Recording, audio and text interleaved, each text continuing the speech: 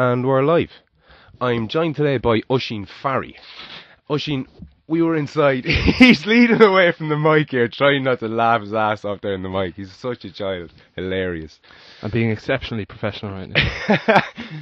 We were inside making a cup of tea and coffee before we came out here, and I was just telling you that I've been delayed. A friend of mine, I was chatting on the phone before he came in. He wanted me to, I think, have his kinesiologist on.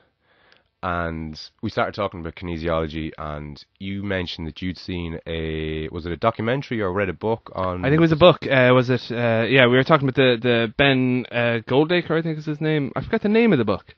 But it was a book about science and medicine and I suppose just different strange things that go on in the world of medicine. And he mentioned especially, I think there was a chapter on the power of the placebo, which was I thought was really, really interesting, and just kind of went into what you were talking there about.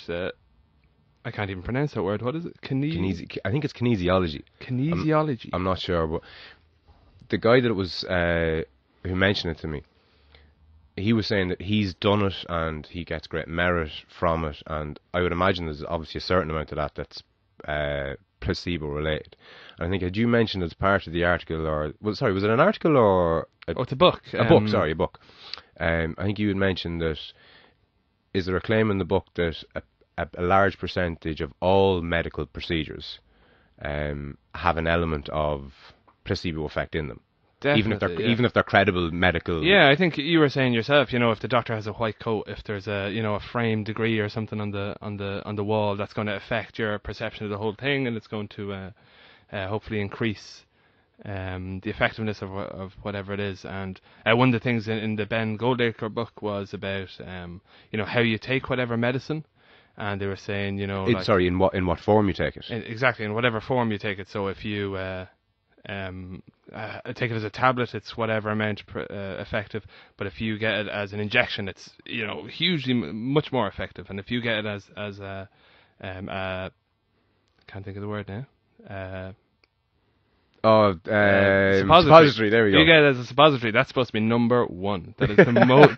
For you personally, or this is worldwide, right? If you have to go in and he says, right, okay, we have to give you this medicine. It's a tablet, and you take it after your meal or whatever. That could be so effective. But if he tells you, you have to sit down and you have to make sure you don't drink on this, make sure you don't whatever on this. This medicine is very, very, it's going to be more effective because of that. And if he tells you have to insert it rectally, then it's going to be off the scale, hopefully, in the terms results of effectiveness. Supposedly, it's supposed to be whatever. Forget now the exact numbers, but of course, a good percentage more effective because of the way you administer it, and nothing else has changed. It's the exact same thing, but it will be more effective depending on how you take it. And it relates back to the kinesiology. Yeah, thing, I think you nailed it. Because, I've absolutely no idea about kinesiology at all. I suppose I should only speak from my own experience. I was at the physio, I was telling you there not so long ago. Yeah. And I had problems with the back or whatever, and I came out of it just a changed man, feeling much better. Didn't have the back pain at all. Some pains in my legs still, but I felt like, do you know what, it's going to be better. She gave me some stretches, she gave me some whatever. And then I was thinking, how did she just suddenly magically cure me? And I think a lot of it was the kind of placebo effect, the kind of, even the effect of someone being nice to you for a little while and, lying down and having an expert, putting your worries and your pains and whatever into the hands of an expert, and they looking after you. And I'm sure it's the same with I'm sure that I don't know anything about kinesiology really. Oh no, there's bound to be. Did you do any research on it too? No, God, no, not at all. Like I've googled it in the past because people have mentioned it to me before. It kind of comes up. It does the rounds. As far as I can make out, at least, it's complete, total, and utter horseshit. Yeah, well, I don't think it's a protected term like or anything. Oh no, I don't think you need a medical degree to practice it or anything it's one of the sort. What's the other one for the back? The physios are the medical degree people. Chiropractor. Yeah. Who you don't need a complete anything. Spurious. Exactly. Yeah, you can just become a chiropractor. You can just announce tomorrow that you're a chiropractor. Maybe you should announce tomorrow that you're a chiropractor. The founder of chiropractic quote unquote medicine Yeah. was a certified nut job, I think, like Right. a crazy person. Yeah. I don't know, it's probably 100 odd years old. But on the placebo end of things, I saw a really interesting documentary years ago now, so I'll be paraphrasing this as usual, but it was on placebo surgery. All right. And there was this. Oh, brilliant. Brilliant. Fuck! Obviously you can see where this Yeah. is going. But there was, I think he was a knee surgeon. I think he was one of the world's leading knee surgeons, and Yeah. he'd done 5,000 knee surgeries. Yeah. And he started to kind of second guess his own method. Yeah. And what they did was, and this was a study that I think he conducted himself, maybe with a couple of other scientists. I don't know the details, but the sentiment is bang on. He booked in 100 people for surgery, and 50 of them he did the surgery. So they cut open the knee, or the cut open the knee. It was a particular type of knee surgery that he performed. They cut open the knee, they polished a bone or socket or whatever it was, put you back together again, maybe wash it out or whatever it is. And then on the other half, they brought them into theatre, they went under, they cut them open, like they left them with a scar and that, but didn't do the procedure. Didn't do anything, Yeah, and I don't think there was any difference between the outcome. I can imagine, yeah. Hence the term placebo surgery. Yeah. But it's the power of the fucking mind again. Like, Yeah. I know. It could be so effective, like, and sometimes you'd be thinking, like, sometimes you might have a cold or something, and you go into the doctor and you'd wish that they would just give you some kind of placebo, because half the time it's viral and they can do nothing. It's just a matter of waiting. If you have a bad cold, or you think it's the flu or whatever, and it's just some kind of virus and it's just going to pass. There's nothing. The doctor can't give you antibiotics. It's not a chest infection or anything like that. The doctor can do nothing, and ethically he can do nothing. But he or she should definitely give you just what they call them, sugar pills or something, don't they? I think that's what they are. They're just sugar pills, yeah. Literally sugar, and just say, this is a suppository. I want you to go home tonight, and this is, you need to use this medicine, and this will make you feel better. And you would wake up the next morning feeling so much better. Yeah. Swearing by this new medicine that's... But the thing is, you don't even have to con your patient, because one of the crazy things about placebos is placebos work when you know they're a placebo. Is that right? Yeah. You don't have to be told that, put it this way, a doctor could say to you, say hypothetically, okay, this is a placebo, it's a sugar pill, okay, it doesn't really do anything, but take one after food, once in the morning, once in the evening, and again, the more kind of parameters you set, the more effective it becomes. Exactly, the more complicated it is. Yeah, and brilliant. You can double the dosage and get increased benefits. It's fucking brilliant. It's class. And there's another guy I've mentioned him, I think, on all the podcasts so far, and I'll continue to mention him because he's just I'm such a fanboy. A guy called Jordan Peterson, and he referenced a study that was done recently, and it harks back to this kind of power of the mind type thing. And the study that he conducted, I don't know if he conducted it or if someone else, but so you have a room full of students, and you each give them a page with a short story, and you split the group into two. So one group, you ask them to circle all the words that represent youth. So let's say speed, agility, words like that. And then the other half of the group, you get them to circle older words, like maybe slow or tired or whatever it is.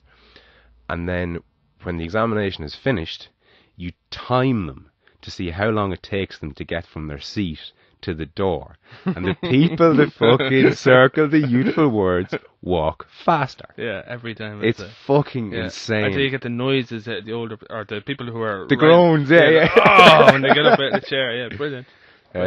But again, it shows you the power of the mind as well, and it shows you the power of that's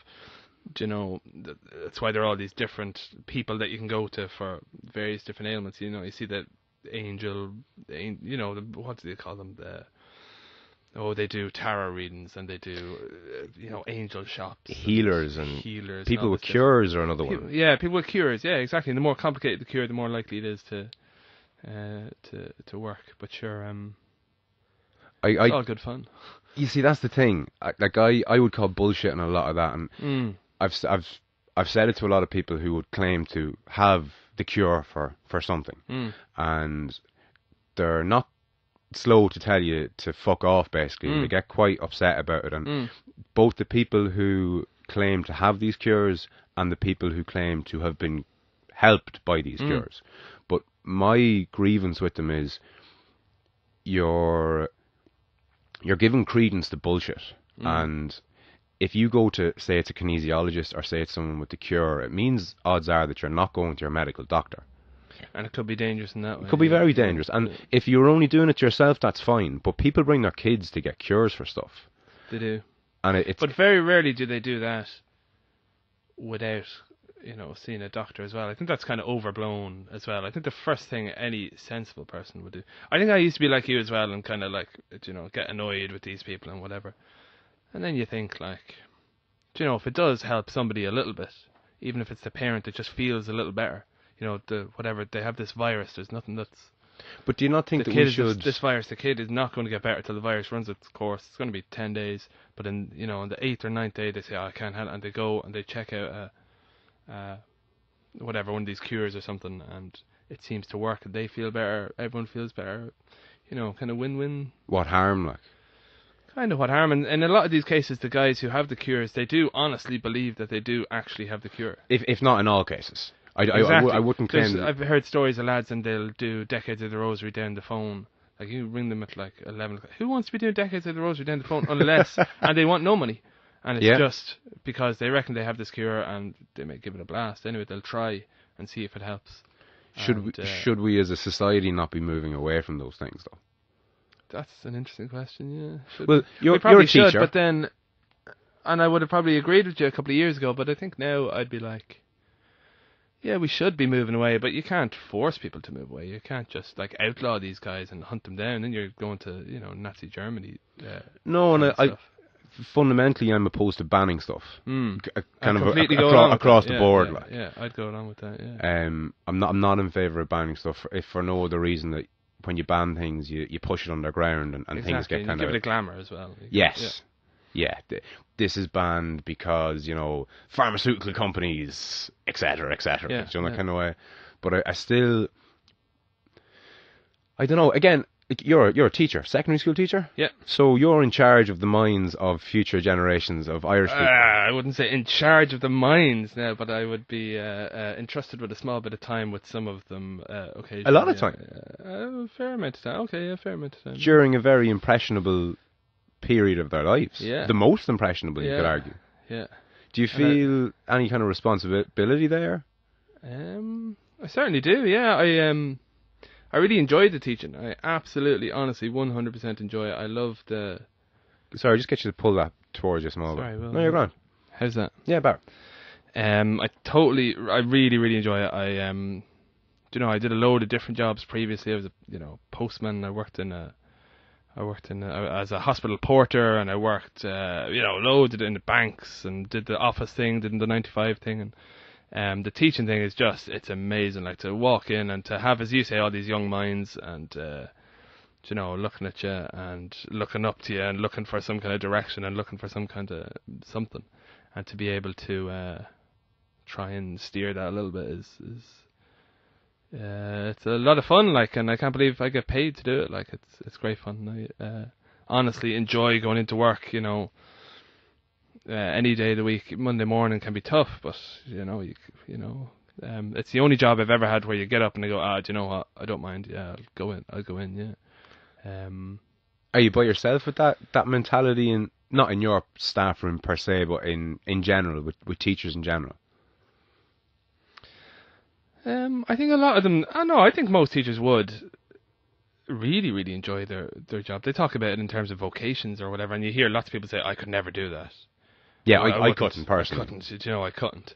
And I think a lot of people do. Like, you see some of the crazy stuff they do. Like, they come in days when they're sick. They come in days when they're not supposed to. Some of the part-time teachers, like, they'd come in on a Friday when they're not getting paid to come in, but they still come in, and they'll routinely pay for their students to go on different trips because whatever, they don't have the money or whatever it is.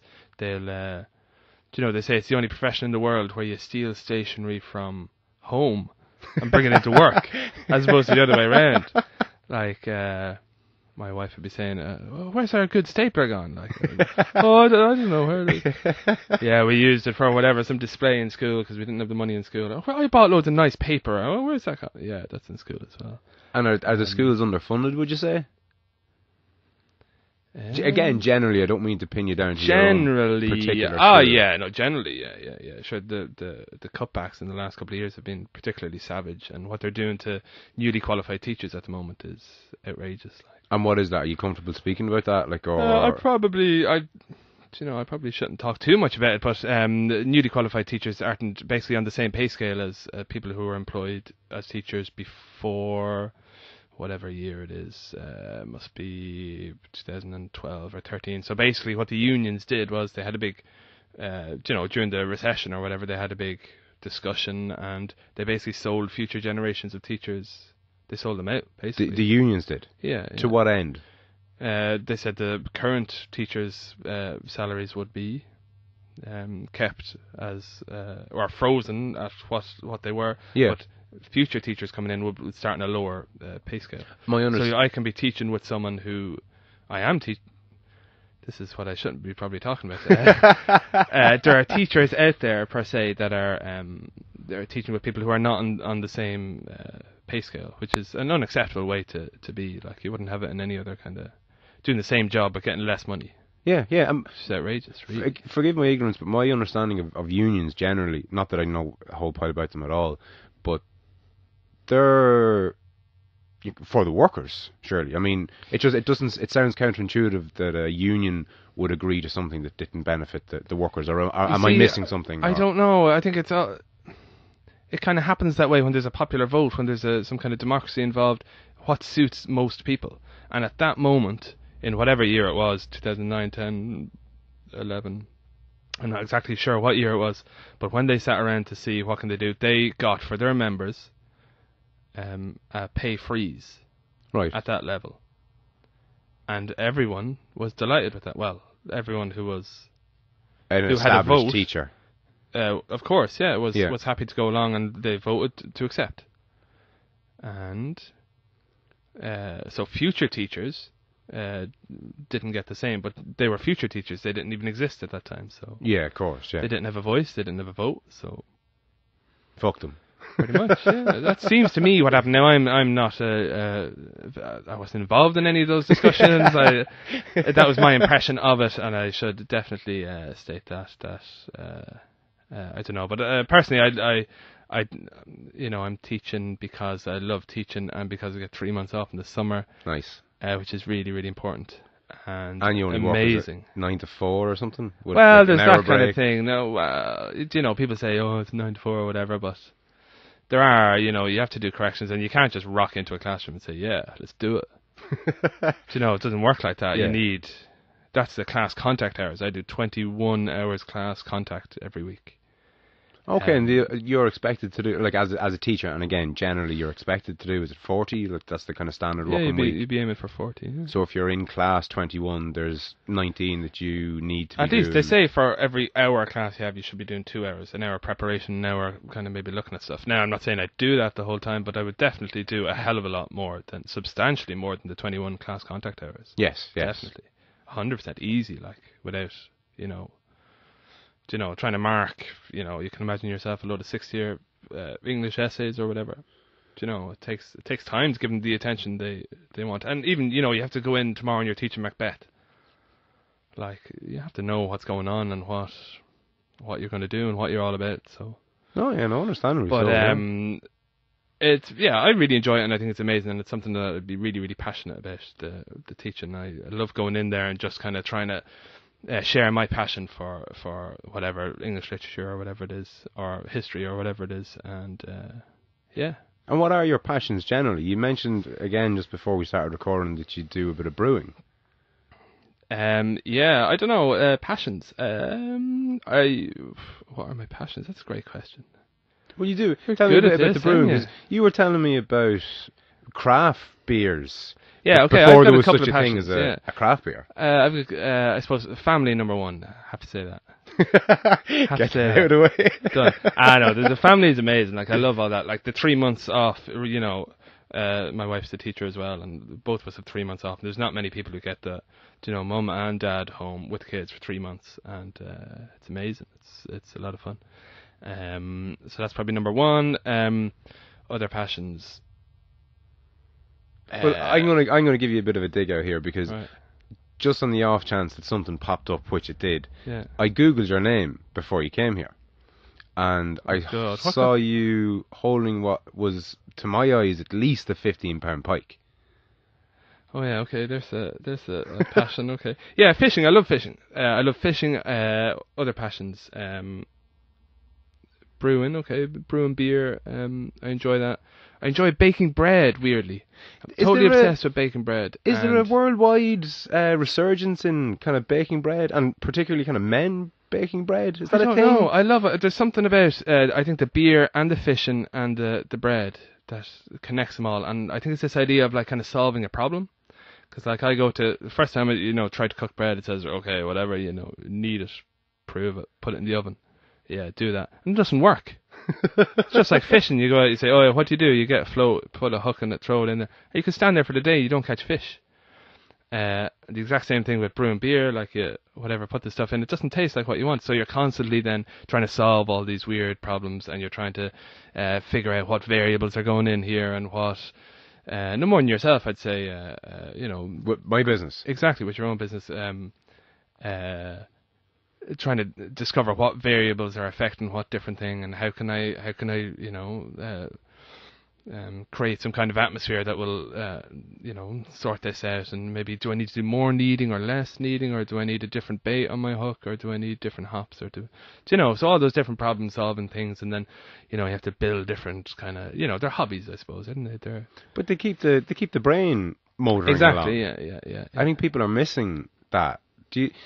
I've often thought that people really miss out on that. People, especially, I suppose, who don't have hobbies, or let's say if their hobby is watching sport or watching movies or doing very kind of passive things, that they miss out on the kind of cognitive functions in baking, because baking is chemistry, really, isn't it? Or is it? It's mad chemistry. I think of it more as kind of religion or poetry or something like that, or singing or something.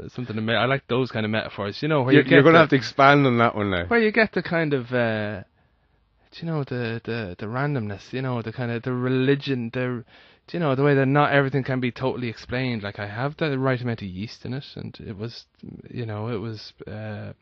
needed for long enough, but for some reason there's something lacking. What's missing? What's the magic ingredient? Is that not like insanely frustrating though? Yeah, it can be, especially for the people who have to eat all these failed, horrible loaves of bread. Yeah, but I just give the leftover bread to the hens now. So it's you have chickens? Yeah, we have hens. Yeah, how many? We've only 3. We went through various different amounts of hens, and foxes usually come and clear them out every now and again, and then they get reborn with upgraded security every time. And the foxes outsmart you. Yes, eventually. Yeah, he always wins. Yeah, I kind of gave up on the security thing there recently because I saw a fox in broad daylight near at Boy, and he jumped over. There was like it must have been a 12-foot ditch. No way. And he jumped over from a standing jump. And he must have got at least 4 or 5 foot in the air. He was just standing there in the road. He saw me coming in the car, stared at me for a little while, and then just leaped from a standing start over the thing. I was like, oh my God. In daylight? In daylight. I was like, no matter what I do to try and keep this guy out, he's getting through. Because he's a beast. That's insane. Yeah. Because you'd never see them. Like, I don't think I've ever seen a fox during the day. Have you not? No. You'd hear them around here, I guess, would you? No, not at all. No? What would they even sound like? Maybe I do I've hear heard them. I'd say you do. Vixens, you hear the vixens screaming, and they sound exactly like a girl. Yeah, screaming. no, I have heard that over the years at night. Yeah, but very, again, very frightening. Once or twice over around decades. us, like, we live beside forests, so they're foxes forest creatures? Forest dwelling creatures? They are. Yeah, they need cover, don't they? They don't want open fields and things. Yeah, they need cover, I guess. I have no idea. Oh, no. But I guess they need cover. Yeah, don't they need to dig a little hole and do all that kind of stuff? So yeah. You can't really do that in a field of spuds, maybe. Or if there's cattle or anything, there's no cover, I suppose. Maybe. That's a theory. Yeah, I don't know, because it was only a couple of months ago. We need to get a fox on this, and we'll grill him. I very nearly did have a fox in this room. Oh, a dead one now. Right. Okay. Interesting. No, there's you've hardly ever seen a pine marten, have you? Or have you ever heard of one? I've heard of them. Oh, I think, did you post something on Facebook about that?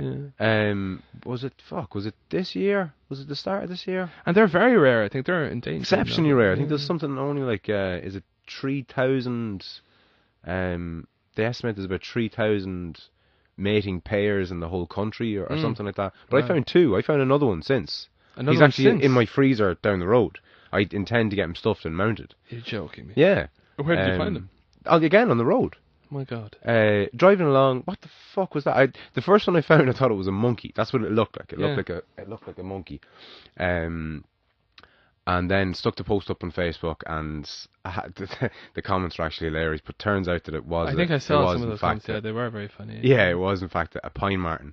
And I contacted, because I didn't know, because once I found out how rare it was, I googled it obviously, and I Was there an obvious sign of its cause of death? Was it like squashed? Was it? No, it wasn't squashed. No, but it was on the road. It was on the road. It was obviously killed, hit by something But aside from that, like there was it wasn't torn in two, or there was no big tire thread or anything through.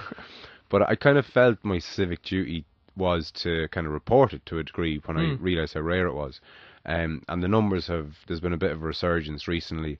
But there's a cool thing, I can't fucking for the life of me think of the name of the website, but it's a place where if you spot, say, a white fox or something, unusual, you can actually go on to a website, it's a database, and basically drop a Google pin and say where you saw what. Very nice. Yeah. So, and you can do that for anything. It doesn't have to be rare. So let's say if you've seen a fox, every time you see a fox, you could go on and plot it down. Oh, very good. And that gets fed into a database and just gives the Irish scientists, and I suppose worldwide scientists, an idea of what kind of populations are where, that is lovely, what's doing well and what's not. And I love that kind of citizen scientist type thing. Like, there's a really interesting kind of in the 1930s. I think in 1932 they did an oral folk history information gathering thing in Ireland. They went around, they basically interviewed a load of school kids, and they asked them in every single county in Ireland,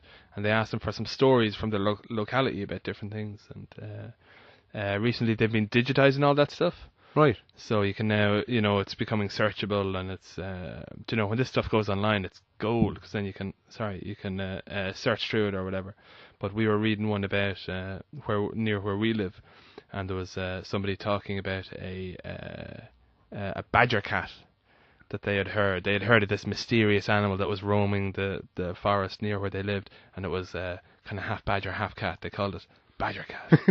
Brilliant, like. And just thinking back on it now, it has to be in a pine marten. Like, badger cat kind of sounds close to that kind of thing. Maybe, yeah. But those records are brilliant. I'd urge you to have a look at those. They're very, very interesting. You know what kids were thinking about in 1930 and what was important. Oh fuck! This was in 1930. Sorry, I missed the 1930. Yeah.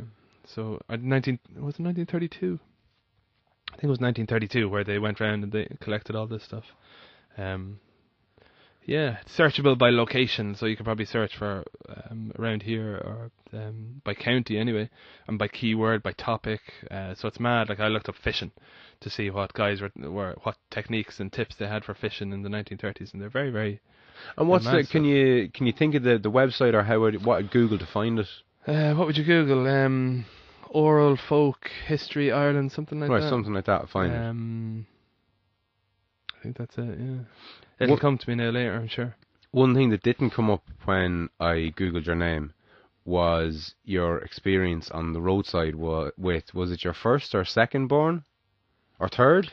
Oh, second born. That's a good story, that one. That's very, very good. Well, I wasn't not bringing up you delivering your fucking child on the side of the road. Yeah, it wasn't on the side of the road now. Oh, wasn't it? No, thankfully it was at home. Jeez, I don't know what I do on the side of the road, man. You hear some of that stuff. That was awful. Yeah, friend of Roots did the same thing. Yeah. Same thing. I just clarify. I did not. What happened with us was, I think I can tell the story. It's a nice story. Anyway, So we were expecting our second, and our first had taken a long time to be born. I think it must have been 36 hours or something.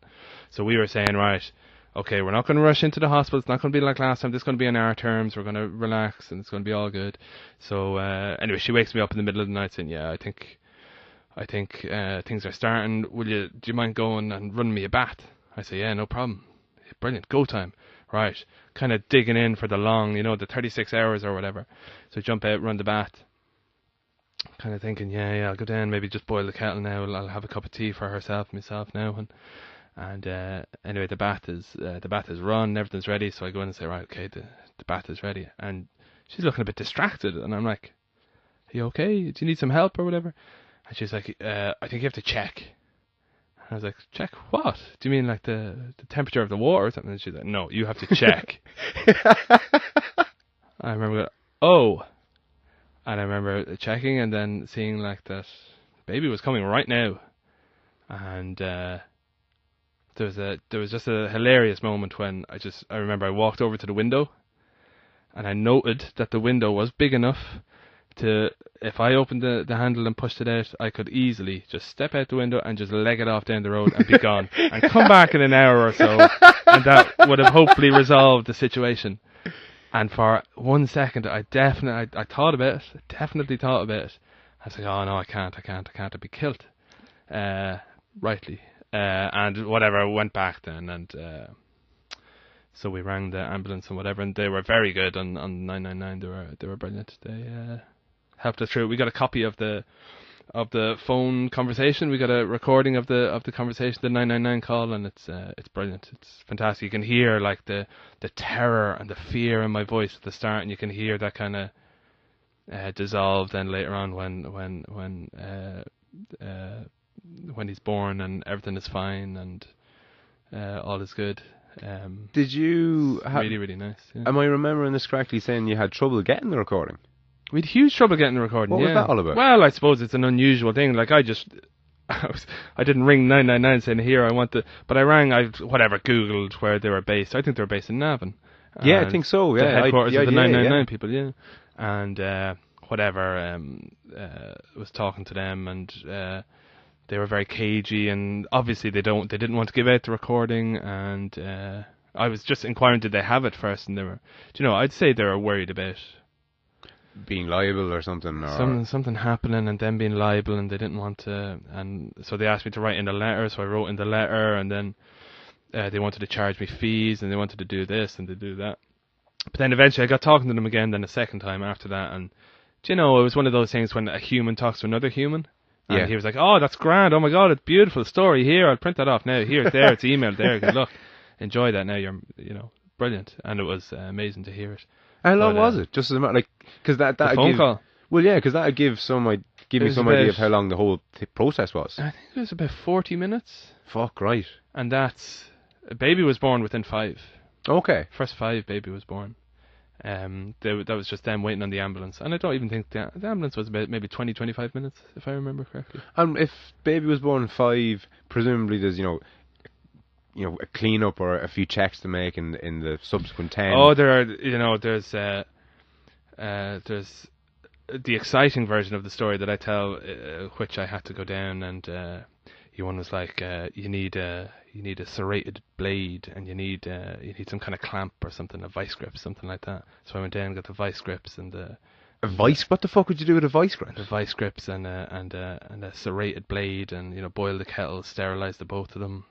The cord had to be cut. Yeah. So to go in and clamp the cord with the vice grips. Oh, fuck, right. And saw through it slowly. That's the exciting version of the story. It is not, unfortunately, the what actually happened. It's a complete exaggeration. No, nothing like that happened. We just had to, wrap baby up and wait for an ambulance, and then they came and they did the business. Then all was good. The other story is much better, and you can exaggerate it loads and loads and loads, and have all kinds of interesting things going on, but.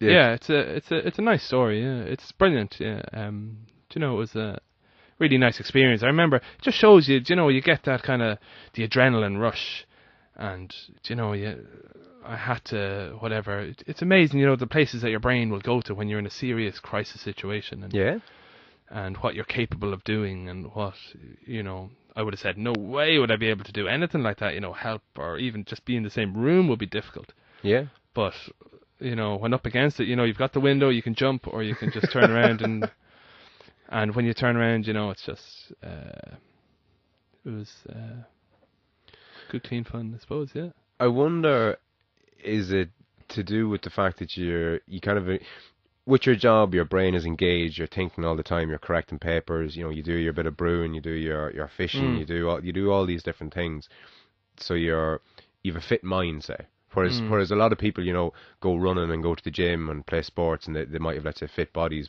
and a lot of people. You're trying to suggest I have not got a fit body? Not Do you want me to take this t-shirt off here now? Because I will. But like it's there's nothing unusual with somebody spending 30, 40, 50, 60 quid a month on their physical fitness. Mm-hmm. But you tell somebody that you're spending that kind of money on your mental fitness, and people assume that you're spending it on medication because you're insane or something.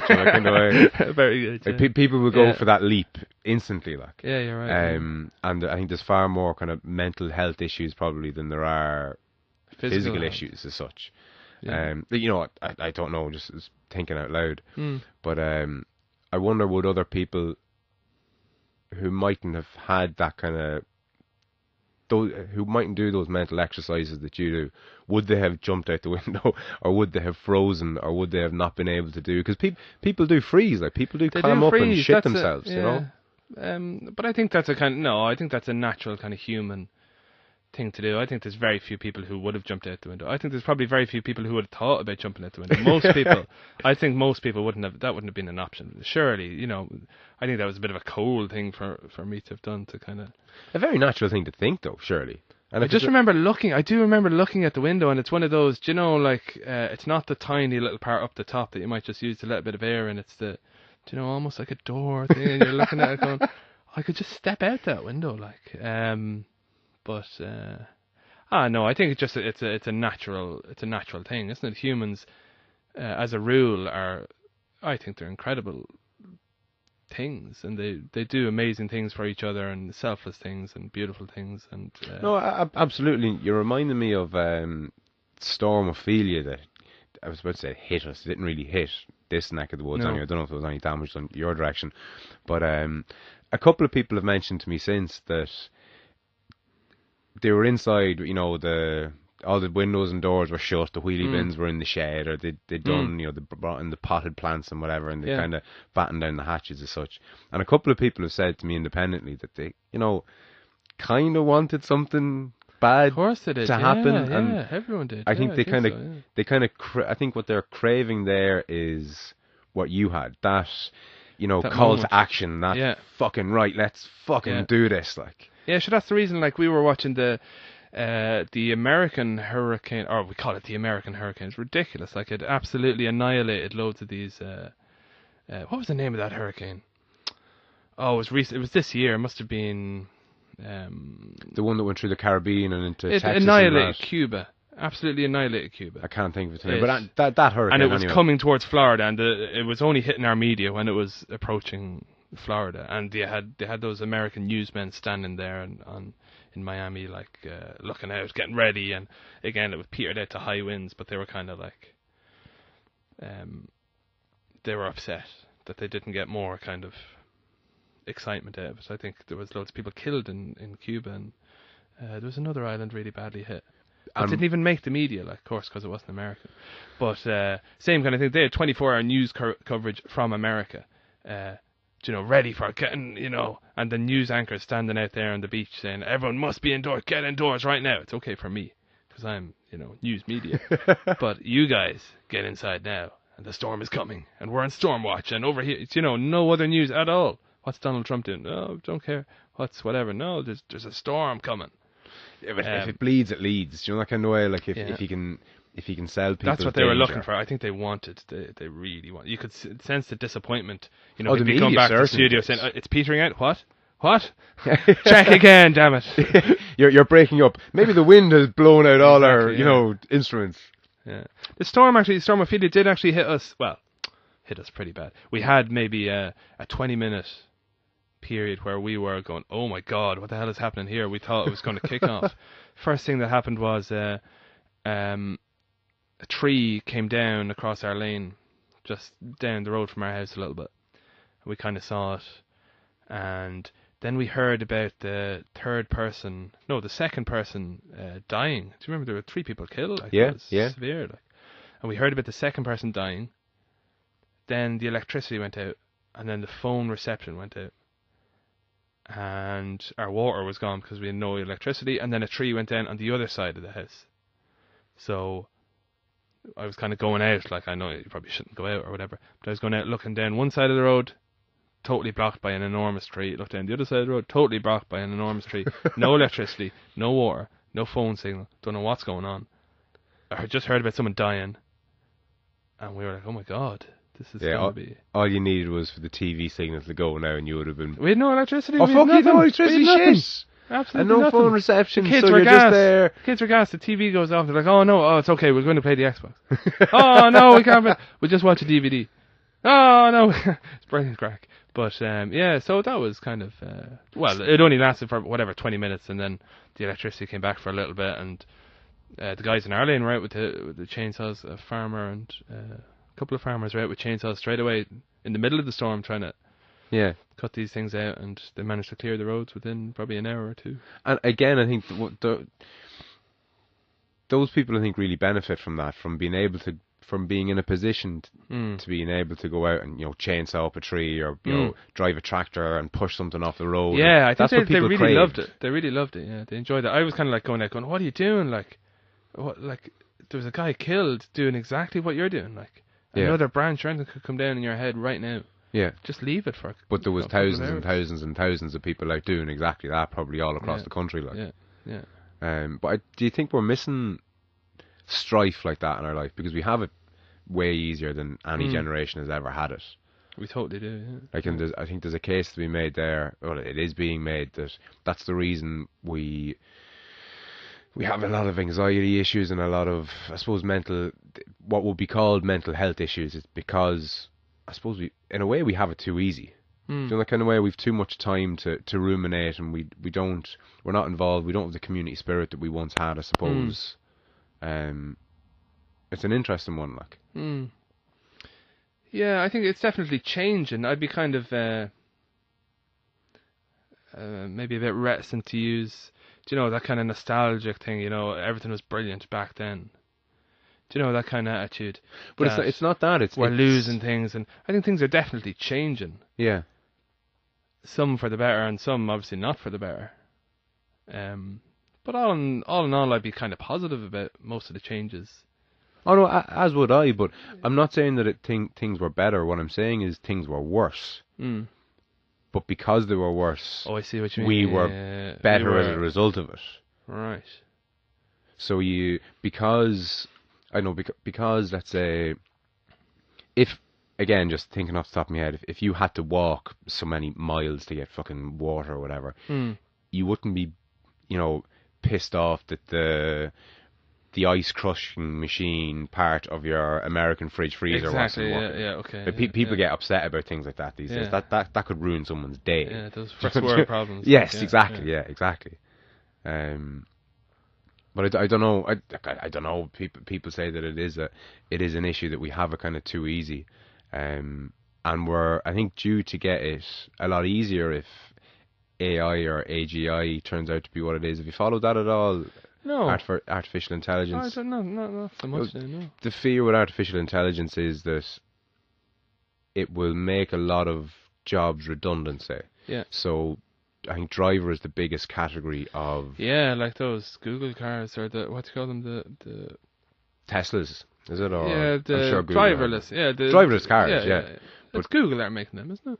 Yeah, Tesla making them. Google are experimenting with pretty much everything. They're of that kind of size. But I think the fear is that as technology kind of increases and more of these jobs disappear, that what we're going to be left with is a massive unemployment problem, which brings into, I don't know if you ever heard of universal basic income, that concept. Yeah, I like that. I think that's a great theory. I think so, and I think they're trialing it in a couple of different places. Switzerland or somewhere, I think. Isn't Probably. Everything give it to the fucking Swiss, like. Yeah. But I think what brought me to that is, if you don't even have to go out and earn a living, you've even less things to kind of worry about. And I think there's a massive problem there with what are people going to do? What are we going to entertain ourselves with? What are you going to do with your day if you're getting, 30 or 40 grand a year from the government because there literally isn't enough things for you to do? Do you know that kind of way? Yeah. It's mad, isn't it, when you think about that? Everyone getting 30 or 40 grand straight off the bat. Are you political at all? Like, would you consider yourself, socialist or capitalist or? I used to be, no more than, I probably, I used to be very kind of, definitely very left-leaning, and I still probably would be quite left-leaning. Totally disillusioned with politics in Ireland anyway. And would you have followed it? Because I probably still would follow it. To what degree? Like, I mean, how into it would you be? Like, I'm not at all. I wouldn't. I could barely tell you who the fucking Taoiseach is, being perfectly honest with you. I'd be a little bit kind of it, especially from a historical point of view. I suppose I'm a history teacher as well, and I would definitely. I suppose I'd be up in my political history definitely, and I would follow politics, I suppose, a good bit. On the political history, because I've only gotten into World War II recently. There's a great. Sorry, I'm laughing at just the way you phrase it. I've only gotten involved recently. No.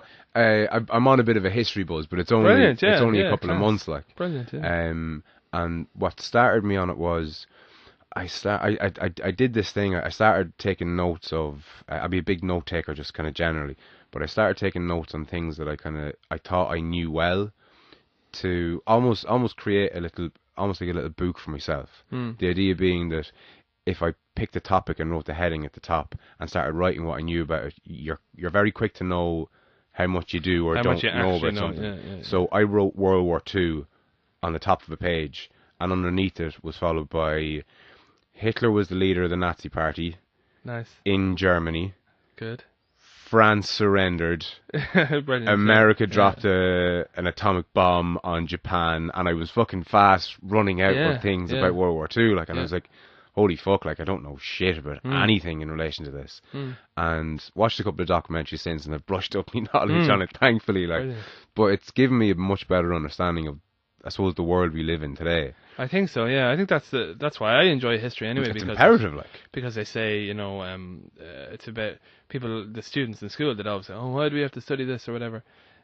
One of the reasons I give them is because, you're learning about history so you can predict your future, so you can see what's going to happen, so you can look into the future that way.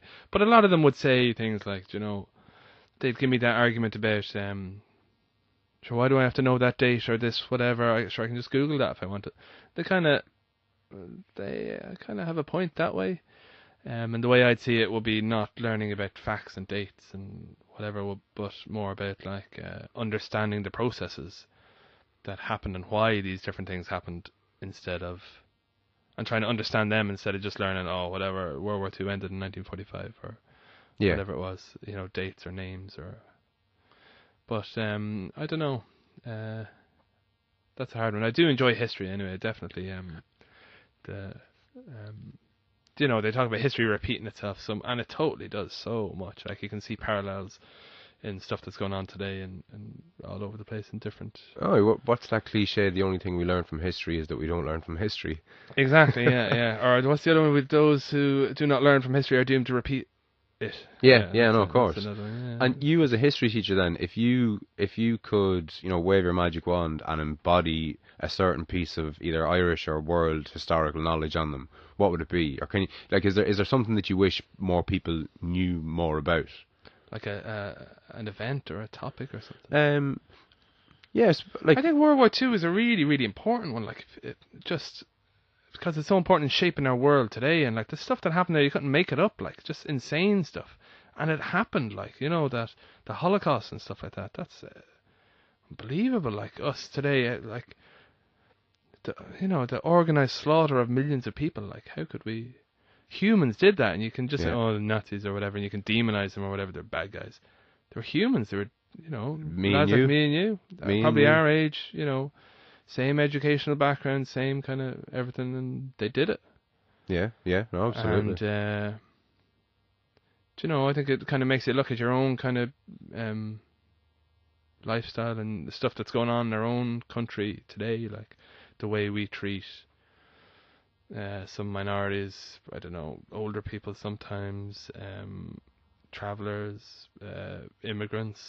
Do you know? Okay, I don't think we're anywhere on No, not on on course for on a another Holocaust. 1930s kind Yeah. of Germany 1930s kind of a scale, but there's definitely scope for improvement. Is what I mean. Even children as well, I think the most important thing. women, like Yeah, no, absolutely. I think one of the most important things about understanding something like World War Two and the Holocaust is, I suppose, how recent it is. exactly. That's the scary thing. That's like, to me, that's the scariest thing. it's within living memory. There are people Yeah. alive who were on, on both sides and Yeah, and victims and perpetrators alike. Yeah. And it's like, it's not as if, oh yeah, that was back so far that we were, we've evolved past that in some sense. Like we're carbon copies of the people who did it at the time. Exactly. Yeah. Somebody mentioned to me, I think they were in, I hope I'm not repeating myself now saying this, but somebody asked me when was the famine in Ireland.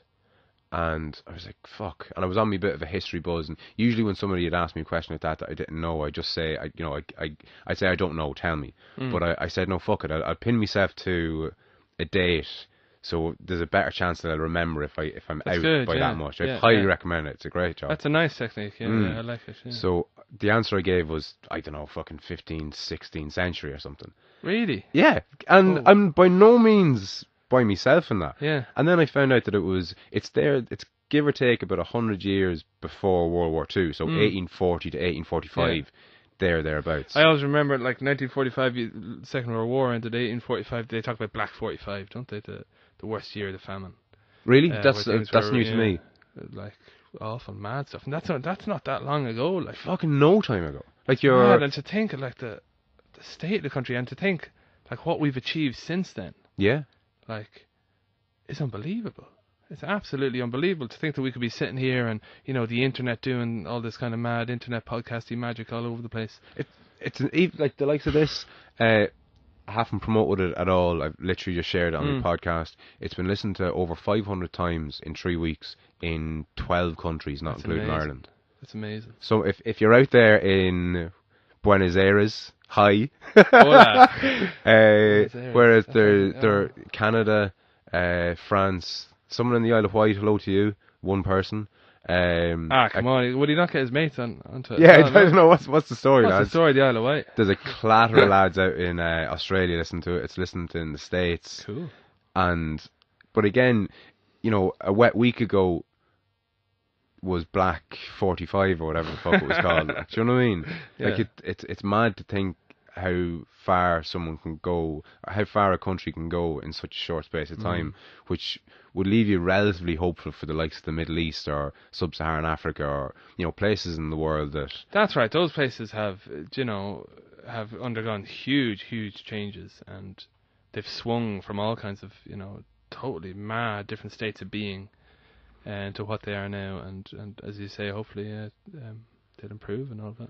But with a better understanding of history, I think as you said, you better understand now. So when you see what ISIS are doing now, I know myself, I would have kind of seen them as being, barbaric and, prehistoric and, whatever else. But when you realise the time scale of what happened in Ireland and what happened in other countries, they don't seem almost as barbaric in a sense. Now, obviously, chopping fucking people's heads off and that is barbaric and will always be barbaric, but in human history, like here's an interesting one for you. Now you might know this being a history teacher, but would you guess when the last guillotining in France was? Guillotining? Yeah. Oh. So condemned to death, big fucking diagonal blade down off at your head. Well, you're only asking me because it's a strange one, isn't it? It must be incredibly modern. It can't be 20th century. Even, oh God, what is it? It's going to be maybe they brought it back in after the Second World War for collaborators. That now I don't know. Somebody asked me this because I've repeated this. No, I don't. I'm pretty sure. I they doubt shot it loads of people, but they massacred loads of people. And scores were settled as well, so much as collaborators and not collaborators. But sorry, to answer your question, I haven't got a clue. I'm going to guess. Go for it. Give us your guess. You're a history teacher. 18. It has to be really. It must be really. Okay, 1875. You're off by 2 years. Oh, Sorry. 102 years. Oh, I won't take that. The same year Star Wars came out. You're joking me. What, an actual... 1977. No, I can't go along with that. I can't believe it. No way. 1977. Who Homosexuality was illegal in Ireland in 1984. That's true. Like when you start, when you get a better understanding of the different things, and you're like, fucking Jesus Christ, go what back kind to of the crazy... guillotining, though. Yeah. What happened there? I don't know. Some dude got guillotined in 1975. 1977. 77. I think it was 1977, yeah. God. The last guillotining in France. So you touched on it there briefly, and somebody had said it to me. When was the second last? Was that in 18 something? And maybe it was. I genuinely don't know, but there was definitely one in 1977. That's mad. And there's a couple of other real. We'll have to look into that one now and find out what was going on there. Well, it's fucking off the lead and on the record. There's a couple of other kind of trivia history things that I heard recently. What the fuck were they? Cleopatra from ancient Egypt. I think she was closer in chronological time to the first Pizza Hut than she was the pyramids being built at Pisa. And you'd always associate her with of course you would, Egypt and the pyramids. Yeah, that's a nice one. Yeah. And I love those kind of little sound bites that give you just a better understanding, like analogies essentially. Like. Yeah, there's all them nice ones about the age of the Earth, isn't there? Like if time up until now was a clock, we'd be in the last second. We'd be in the last second to midnight. Yeah, if even. Yeah. Yeah.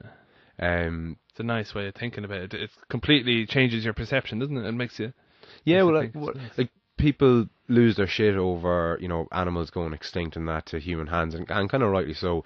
But again, when you put it into perspective and you realise that 99.9999999% of all animals ever have already died, it just And what like the stuff about it? What do like if wolves suddenly evolved, to be 10 times faster, and their jaws were more powerful and their sense of smell and their brains expanded.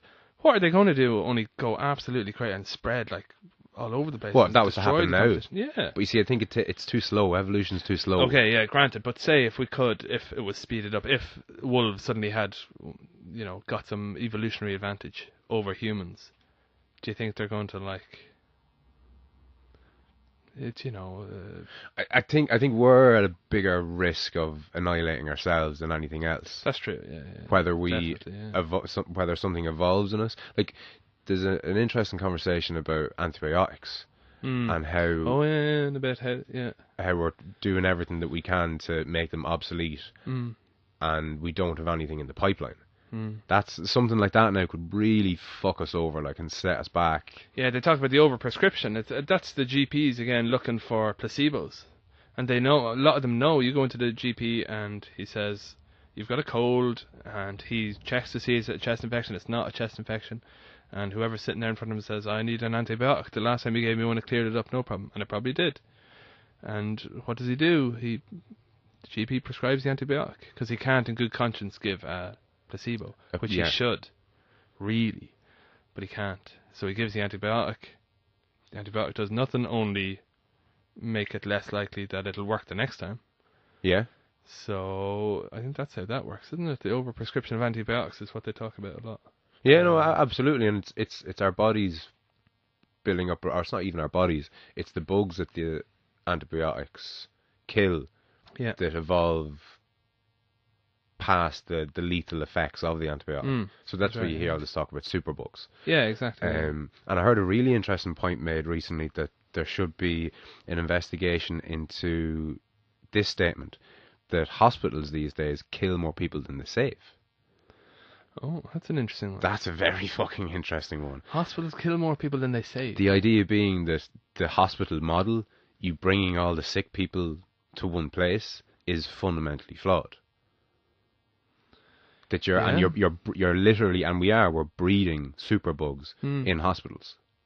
Now again, I'm talking out of school here. It's not an area of expertise by any stretch of the imagination. Yeah. But on your point of another creature getting an evolutionary edge over us, odds are it'll be a fucking microbe of some description. Very good, yeah. They'd be much more likely than, super wolves. Yeah. Although super wolves are cooler, and it's a better movie if it's called Super Wolves. Absolutely. Other than, super microplankton man or whatever it is. Yeah. Another cool good. thing I heard along the same vein was the behavioral immune system. Mm-hmm. Have you ever heard of that? No. That's fucking crazy. So behavioral immune your system. behavioral immune system. Right. Yeah. So you have the immune system that I presume you're relatively familiar with, that you have one that you have. It's a white blood cells that fight Isn't that off what they say? infection, Yeah, etc. That's the limit of my knowledge.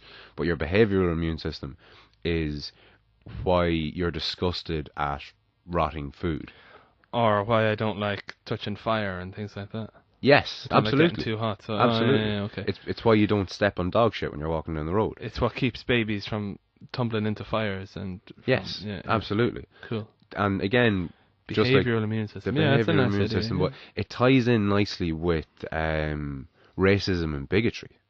Right. It almost gives not an excuse is obviously the wrong word, but it gives a reasoning as to why it exists in the first place. This idea that people who were, I suppose, wary of foreigners survived better, like over time. I'm with you. Yeah, it gives you an evolutionary advantage. Yes. So if the Native Americans and the Aztecs or whoever else was over there when the Europeans came over, maybe if they were a bit more adverse to these white guys meeting coming in, strangers, they mightn't have fared as badly as they did, because they, like 90+% of them were killed off by the common cold and such. It's insane what happened to those guys. Completely decimated them. Absolutely decimated them. And there's some really weird stuff there as well. People talk about the mystical stories then with the Aztecs and the Incas, and some of the mad stuff that was going on in their societies, like the buildings that they created and how did they do them, and people talk about aliens helping them out, and it's a verifiable fact that the Aztecs did brain surgery. They were the first people ever to do brain surgery on each other. The story I love the most about that is I think was it the Aztecs or the Incas? Let's go with Aztecs. I wouldn't know what separates them, being honest. Yeah, well, different geographical differences, I think, are the main ones. But anyway, I think it was the Aztecs, and they had a story about a god called Quetzalcoatl or something like that. Okay. And basically, he was a kind of half man, half horse thing. He had the legs of a I think a llama. Okay. And the body, it was kind of like a centaur in, I suppose, Western mythology, and he had hair all down his front, so on his hair like an animal. Yeah. And supposedly, and he came from the sea. And this is the story, and he came to end civilization. He wiped them all out if they were bad or whatever, and he had done it a couple of times previously, and like a religious story, just like the second coming of Jesus or whatever. Yeah. He's going to come back and judge us all or whatever. They had a very similar tale about this guy Quetzalcoatl, and that's what he looked like. And then the Spanish arrive with horses, whom they said the Aztecs had never seen before. And hadn't seen horses. Yeah, hadn't seen horses. Yeah, they wouldn't have. Hadn't seen beards. No facial hair. In South America, in certain populations anyway, would have had no facial hair whatsoever, and so I hadn't seen this kind of thing. They came from the sea, so they kind of really neatly fit into this mad kind of legend myth thing that was going around, and there was a lot of kind of god worshipping and kind of like come on guys, what do you need? I can't believe this is actually true. Yeah. Here he is. He's come back to judge us from the sea. Let's do this. Mad stuff. Anyone that opposes, like, they would have had gunpowder. Would they have exactly? Guns, exactly. Which proving you were a god wouldn't have been exactly. I can make this fella die. Check this out. I think of the legends. He shot thunder and lightning and all that kind of stuff. So just mad stuff. Like I don't know why we're talking about that. I can't remember. No, these conversations tend to go down rabbit holes, but on the Incas, another bit of kind of history trivia that I heard recently, again to put things into perspective. if you would ask, no, I'll ask you, when were the Incas, roughly, would you say? We'll throw Oh out a guess. God, you're talking. Oh, what? When were they at their peak? I suppose. No, when were the... It's kind of a period of history that I wouldn't be certainly very familiar with at all. But what the voyages of discovery, they would have been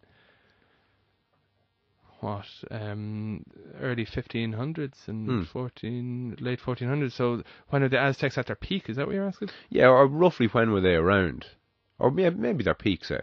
Okay, so I suppose ending around 1500 and probably at their peak then, I don't know. Because 1400? I think, was it the Incas or the Aztecs that I heard? But their first city, let's say what's known as the establishment of their first city, I heard it in context with something else. It was the same time period that the university in Oxford was founded. So it was 1200-ish, so it was about 800 years ago. Yeah. But again, before I heard that bit of information, if you had asked me when was the Aztecs, I can't remember whether it was the Incas or the Aztecs, one or the other. But if you had asked me when they were around, I would have kind of shrugged my shoulders and said, the fucking Bronze Age, maybe. Yeah, have a stab. Yeah, thousands of years ago. Yeah. Like, it was so fucking recent. Like, yeah. no time ago. And to think that they had, cities with tens, if not hundreds of thousands of people in it, and they just, literally don't exist anymore. It's mad, in what, 800 years. Yeah. And again, even 800 years seems like a very long time scale, but that's only, 5 or 6 grandparents ago. Do you know that kind of way? Or maybe 10 or 12 grandparents ago. Yeah. So it's only your dad's dad's dad's dad's dad's dad's dad. Do you know that kind of way? You don't have to go that far back in your own lineage to get to the time period of when, like, the West was discovered. Yeah. When you fucking think about it, like. Yeah. True. And I think we don't get enough credit for, I suppose, how far we've come, and we don't realise how in our infancy we are. Like, you hear people say, there's people starving in the world, and, there's terrible things happening, and there's wars, and this, that, and the other. Of course there fucking is. We were practically swinging from the trees a wet week ago. That's true, yeah. Do you know that kind of way? Like, when you consider the good things that are going on in the world, like, and you talk about global poverty and all that, like, that's outrageous and awful that it happens and everything. But it's on the way down, like, to be fair. Massively so. It is improving, like, granted, I would totally agree that it's not fair and it's not right and it needs to be addressed more urgently than it is being done. But then, sure, do you know what am I doing about it? I'm not doing very much. Like, I might donate occasionally to whatever, but I'm quite sure I cancelled all my direct debits from whatever charity muggers got me back in the day. I'm sure they're all the gone. Good old chuggers, huh? I'm sure I cancelled them. Like, I'm myself, I'm not doing very much, I suppose. Sometimes I kind of like to put some ointment on my conscience and say, well, I bring it up in class sometimes, and I mention it I say it to the students in school about, like, the responsibility of their generation, but what are you guys going to do about poverty or global warming or whatever? But I don't think I've done very much. But I can't say I've done a whole pile myself, being perfectly honest. Yeah. I listened to a guy, his name escapes me now, but his organisation is Effective Altruism, I think it's called. Nice, yeah. And he's a big proponent of bed nets. He would argue that if you want to give your money to any kind of charitable organisation that isn't based in Dublin or your local town or whatever it is, the bed nets is the way forward. Bed nets. Bed nets, yeah. So something you basically drape over your bed and sleep under to keep mosquitoes at bay. And bang for your buck, basically, you'll save more lives and you'll do more good, pound for pound, within either giving his organisation or a similar organisation to put money towards bed nets, because. Bed nets. And I think that's why a lot more of us don't donate more or anything, say. It's because of this idea that only a very small percentage of what you donate actually goes to helping anybody. Yeah. You know, that kind of way. I think there's a fear. Serious ethical thing there, and that I don't know, some of them, and I shouldn't give out of it, charities, because I've done nothing. Let me reiterate that. Absolutely nothing. Not even, some donations here and there, but nothing serious. But some of the charities, they just, when they come on the telly, even when they're on the telly, I'm like, no, that's no good. Like, how much did that ad cost? Yeah. And, just some of the ideas then, and then a lot of them want to put religion in as well, and they want to kind of mess it up that way. Do you know, I don't know. There's one charity that I like, the Medicine Sans Frontier, or whatever you call those people, Doctors Without Borders. Do you know those? Yes, those yes. I think that is an amazing charity, and they're. Am I right in saying that they're kind of credited with being everything a charity should be? I think that personally, from now I haven't studied them in huge detail, but Yeah.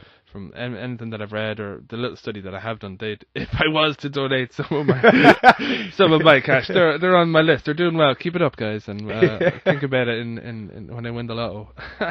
But they're very, very good. You know, like doctors who take years out to go and, you know, just literally be doctors and help people. And you see them in Syria. A lot of them some of them were killed in Syria last summer, I think, when with the bombing of a hospital. They were killed. They're working with all over the world in all kinds of different places. Doctors Without Borders kind of says it all there. I like them. They're very good. Yeah, yeah. But yeah. I can't think of that guy's name. Effective altruism is a very interesting guy. If you Google effective altruism, I'm sure his name will pop up.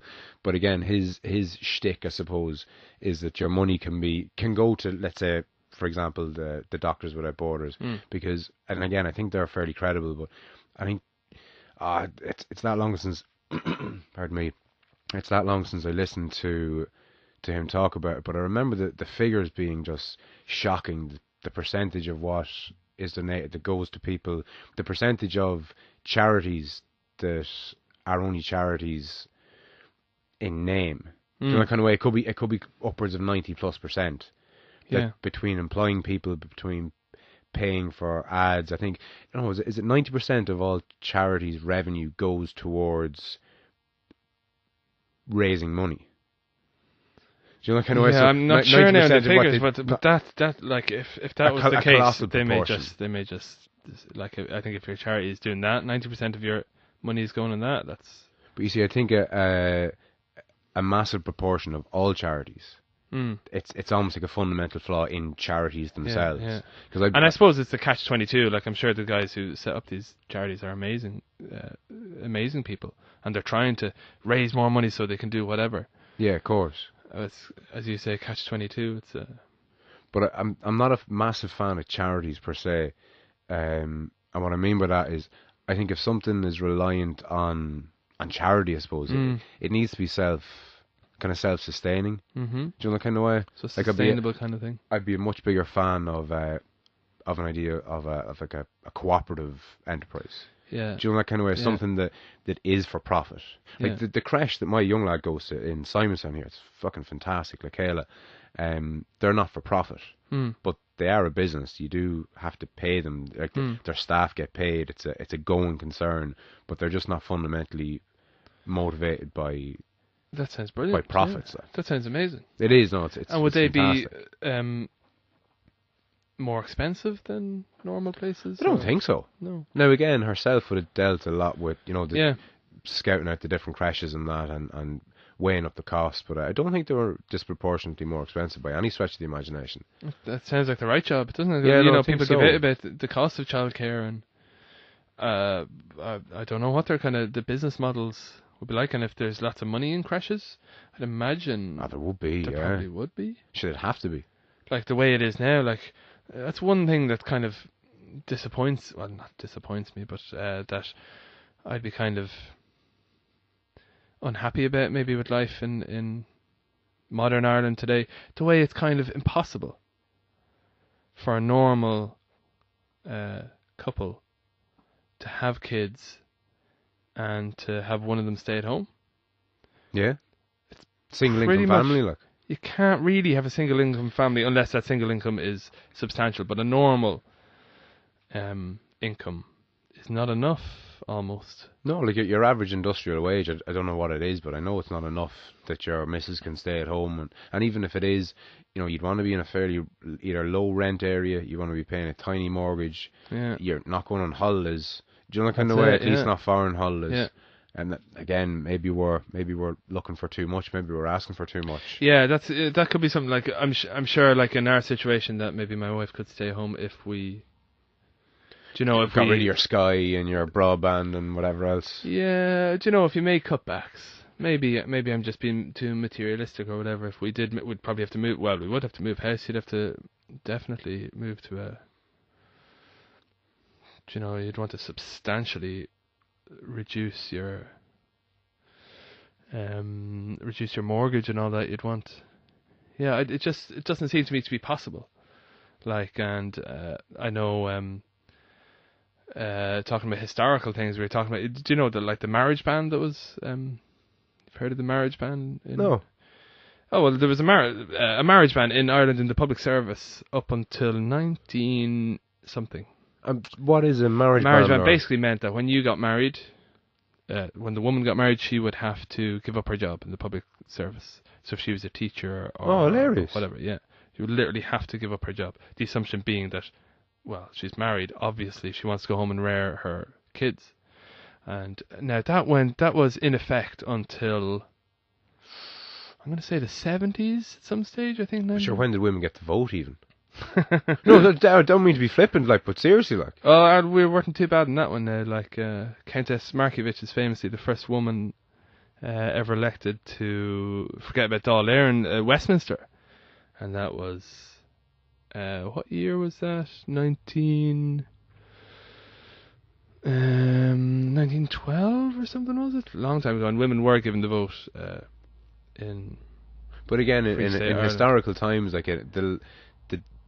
in a lifespan, practically, you hear complaints about women get paid less than men and women aren't respected in the workplace and this, that, and the other. But when you consider within one lifetime, they were literally treated as a second-class citizen. That kind of way. Yeah. It's a lot of progress, a lot done, a lot more to do. Yeah. Well, just in that marriage ban thing, the assumption was right. They had to leave the job because obviously they're going to have babies, and obviously they want to go home and stay at home and mind them. Obviously, that was the assumption. Yeah. And I remember kind of laughing about it to my dad a while ago, and he was defending it. I was saying how could you possibly defend that? It's ridiculous. And he was like, well, actually, we had respect for women. And we were the only ones who allowed, well, we were in our society, in his day, we allowed women to stay at home and, be mums and whatever. And we gave them that luxury. We gave them that luxury, and nowadays you don't give them that luxury, and they can't do it. Which I thought it completely blew my mind. So I was like, what? That's. Oh my god, I never even thought of it that way. And I wouldn't go along with it. Obviously, choice is really important. I'm sure loads of women might like to stay at home and loads of fellas would like to stay at home and loads of girls wouldn't like to stay at home, and that's fine. I suppose it's the lack of choice that kind of gets to me. I don't think normal, the norm now is for both mum and dad have to go to work. And absolutely. And that's a bit kind of disappointing. It'd be nice if there was a choice that one of them could maybe... I'm not talking about a marriage ban or anything like that, but something there that it's because we don't value that work at home, because nobody earns any money out of it. So what's the point? And your idea of not your idea, but the idea you talked about earlier on, the universal basic income would sort that out, because mum or dad could say, oh yeah, I'll just take the universal basic income for a little while and go back to work then after, and you'd be all right. But now there is zero value on staying at home, looking after the kids. There's nothing placed on that. It's not worth anything. Yeah, and you said yourself and your wife are teachers, so we have that luxury during the summer, but that's weekends, and you're not working evenings. Exactly. We're not. Well, my heart goes out to friends of mine who are lots of people, normal people who have normal jobs and work 9 to 5 or whatever, probably in Dublin, probably have to commute for at least 2-3 hours every day. And what time do they get home at? They get home at, I suppose, I used to do that. You'd get home at maybe 7 o'clock. Yeah. Just in time to put them to bed. Yeah, read a bedtime story. And and you're up. That was it. And you're up before them then. Yeah, you're up before them. You're home, and they're either in bed or you're only putting them to bed. And even if you do get an hour with them in the evening, you've been fucking working all day. Of course, you've been commuting. Your boss is a cunt. You come in the door and you're child for whatever reason is fucking driving you up the fucking wall for the precious 45 minutes you have with them, like, and I know, it's awful. you're brushing their teeth and getting them into bed and giving out to them for being bold and doing the whole parent thing. And it's awful, like, to do that in 45 minutes. I think we're kind of like, you're losing something, because that whole family thing is can be really rewarding for everybody. No, They absolutely. talk about those important formative years of a child's life. Yeah. But No, I'm really lucky. Like, I get up in the mornings whenever Fionn wakes up. I get up with him. Herself has already gone to work. I get to get him up, get him dressed, brush his teeth, make breakfast with him, have a little play or whatever, get him dressed, drop him into creche. Then, between 8 and 9, depending on what time he gets up and you what have kind that of lovely humour bit of I'm in. flexibility then. That's fucking class. Like, and unbelievable. So you're not tied down to any kind of. no. Like, there's no alarm involved. There's no Yeah. have to be gone at this time. Brilliant, like. And that's only. And it's so rare, like, so rare. It's unheard of. Like, yeah. And that's only 4 days a week, because herself only works the 4 days. So she's off on a Friday, so he doesn't go in on the Friday. And because she starts early, she finishes early. So he's only in creche between 9 till 4, thereabouts. Brilliant. Monday to Thursday. Brilliant, yeah. Which is, it's fantastic. Like. Yeah.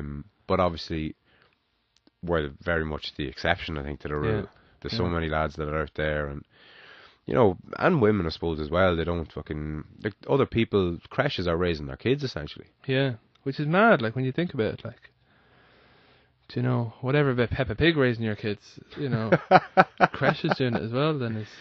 How many kids have you, and what ages are they roughly again? I've 3 kids, 2 boys and a girl. I feel like I should to reel this up. Like, what ages? Right, okay, come back to me. 19, 20... No, what ages? Youngest just turned 2. Middle is he's going to be 7 in a week or so. And the other fella's 11 years old, yes. Okay, and have you, like, at 11, like, I'm wary about the internet with Fionn. He's fucking 3.5. Yeah, the internet is... So what way does that work yeah. with you? The internet is mad. It's just like, I can see it in school, because our kids, they're using iPads in school now as well. And plus they all have smartphones, obviously, as well, because everyone seems to have smartphones now. So... And sorry, when you say they're using iPads, they're like school iPads, or... Yeah, they're using school iPads, yeah. Okay. Yeah. So we hooked them up with, they pay for them, obviously, and they buy iPads, and we have them set up whatever way, and... And, like, to what end? Because, like, you're immersed in this, but there was obviously no iPads when I was in school, or when you were. So, like, are they in the classroom? Like, do you hand them out at the start, or what? Like? No, they have them with them. They're their own devices. They bring them home. They do all that. And can you remotely correct stuff and check stuff? Is there an element element of that?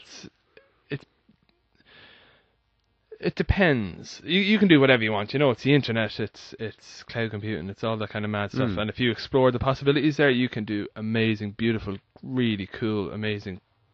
I'm repeating myself. You can do really cool stuff. So the first use, and the use that a lot of people kind of just see it as, is the textbooks are on their iPad. So they'll have whatever ebooks. Yeah. So that saves your big heavy bag or whatever. Suddenly your text becomes searchable. Your notes, you can save them on it. You can do all that kind of stuff. It's kind of nice. A little bit gimmicky, really. Right. You want your iPad to do a little bit more. Because yourself, technology is so much more. So I'd be mad into the technology now, and I'd be mad to try and push them and see what they can do. So I'd set up all kinds of mad... I do like kind of... I don't know if you're familiar with OneNote or any of them. It's a bit yeah. OneNote is like it's a Microsoft product. Yeah. Is Keep Google's equivalent? It's a note-taking app. A note-taking app, basically. You have it across multiple devices exactly. in the cloud, all that jazz. Wonderful, yeah, perfect. And you can also they do class OneNote notebooks. So I think they're just absolutely amazing. So I put my notes up on the thing. It syncs to their notebook. They have their own little kind of space in it where they put in their work, which appears live on my thing if I want to check out what they're doing, and I can add to it. And there's a collaborative space in it where they can work with their mates and do whatever it is, work on something. And I find that part of it is amazing. It's really, really powerful, because they can go, especially for English, like they do something which I always struggle to get people with pen and paper to do, which is redrafting, like writing something and then improving it. With pen and paper, students just will not do that. But give them an iPad and it's no problem, because they can copy and paste and they can just, do whatever and, tap away, and they don't mind doing it, and it's great, it's exciting. So they do all that. They can create videos, and they can, yourself, the millions of different apps that are out there, play with the different ones and mess. That's all the good side of it. And then, of course, there's the scary side of it, which is, the cyberbullying and all that kind of mad stuff. And how cognizant of that do you have to be as a teacher? I have to be totally on that. Like, you have to be. And in what sense? Like, I mean, how do you, like, how would you know or begin to know that someone was getting, bullied via their smartphone, say? Yeah, well, say on the iPads, try to be really all over those iPads, and I really try and drill it into the students that they're not personal devices so I do random iPad checks, and I will, take the iPads and check and see what's on them and see what's going on, and there are rules about what they're allowed to do and what they're not allowed to do, and I have them all like, they're supposed to, if they see anything that they don't like, they screenshot and report it to me immediately. Right. And now, they do, to be fair, they do well kind of policing each other like that as well, because, they'd have a little chat going, or emails, or, this year we blocked everything down, and it was just kind of email was the only way they could communicate, and they're still, they'd send each other, silly emails or whatever. But, and have they Facebook and all the on their smartphones? They're all over Facebook and Snapchat and everything. But what about on the school? The school iPads, we have them all blocked. Yeah, okay, yeah. So blocked out of all social media, or all social media. Yeah, from this year, the first years are. Yeah. What about your 11-year-old? Because he's in social media territory that age. Yeah, is he? He's getting there. He has an old phone of his mum's that he uses. All he wants to check is football scores and football transfers and stats for different people. He's mad into all that kind of stuff. Recently there he was on the Xbox, and he's realising that he can talk to some of his mates, and there's some kind of, there was talk of Snapchat in the class and all that kind of stuff going on, but we've kind of steered clear of most of that. To be fair, I reckon that, whatever they're doing on Snapchat, or whatever they're doing on email or text messages or WhatsApp or whatever it is broadly equivalent to what myself and yourself were doing on pen and paper or whispering back in the day.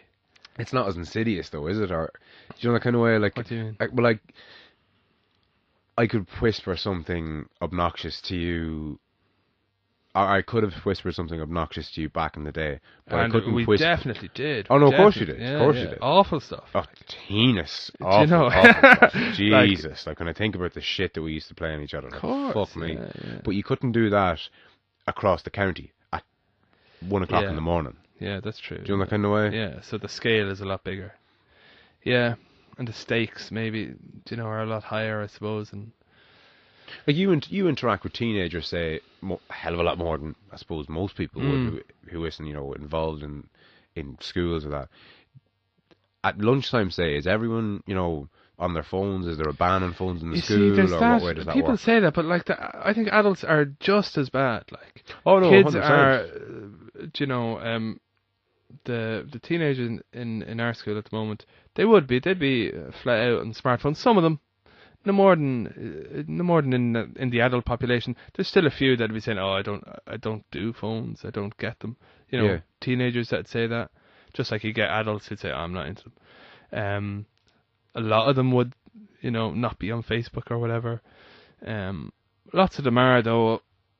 But, no more than, like, sometimes you hear it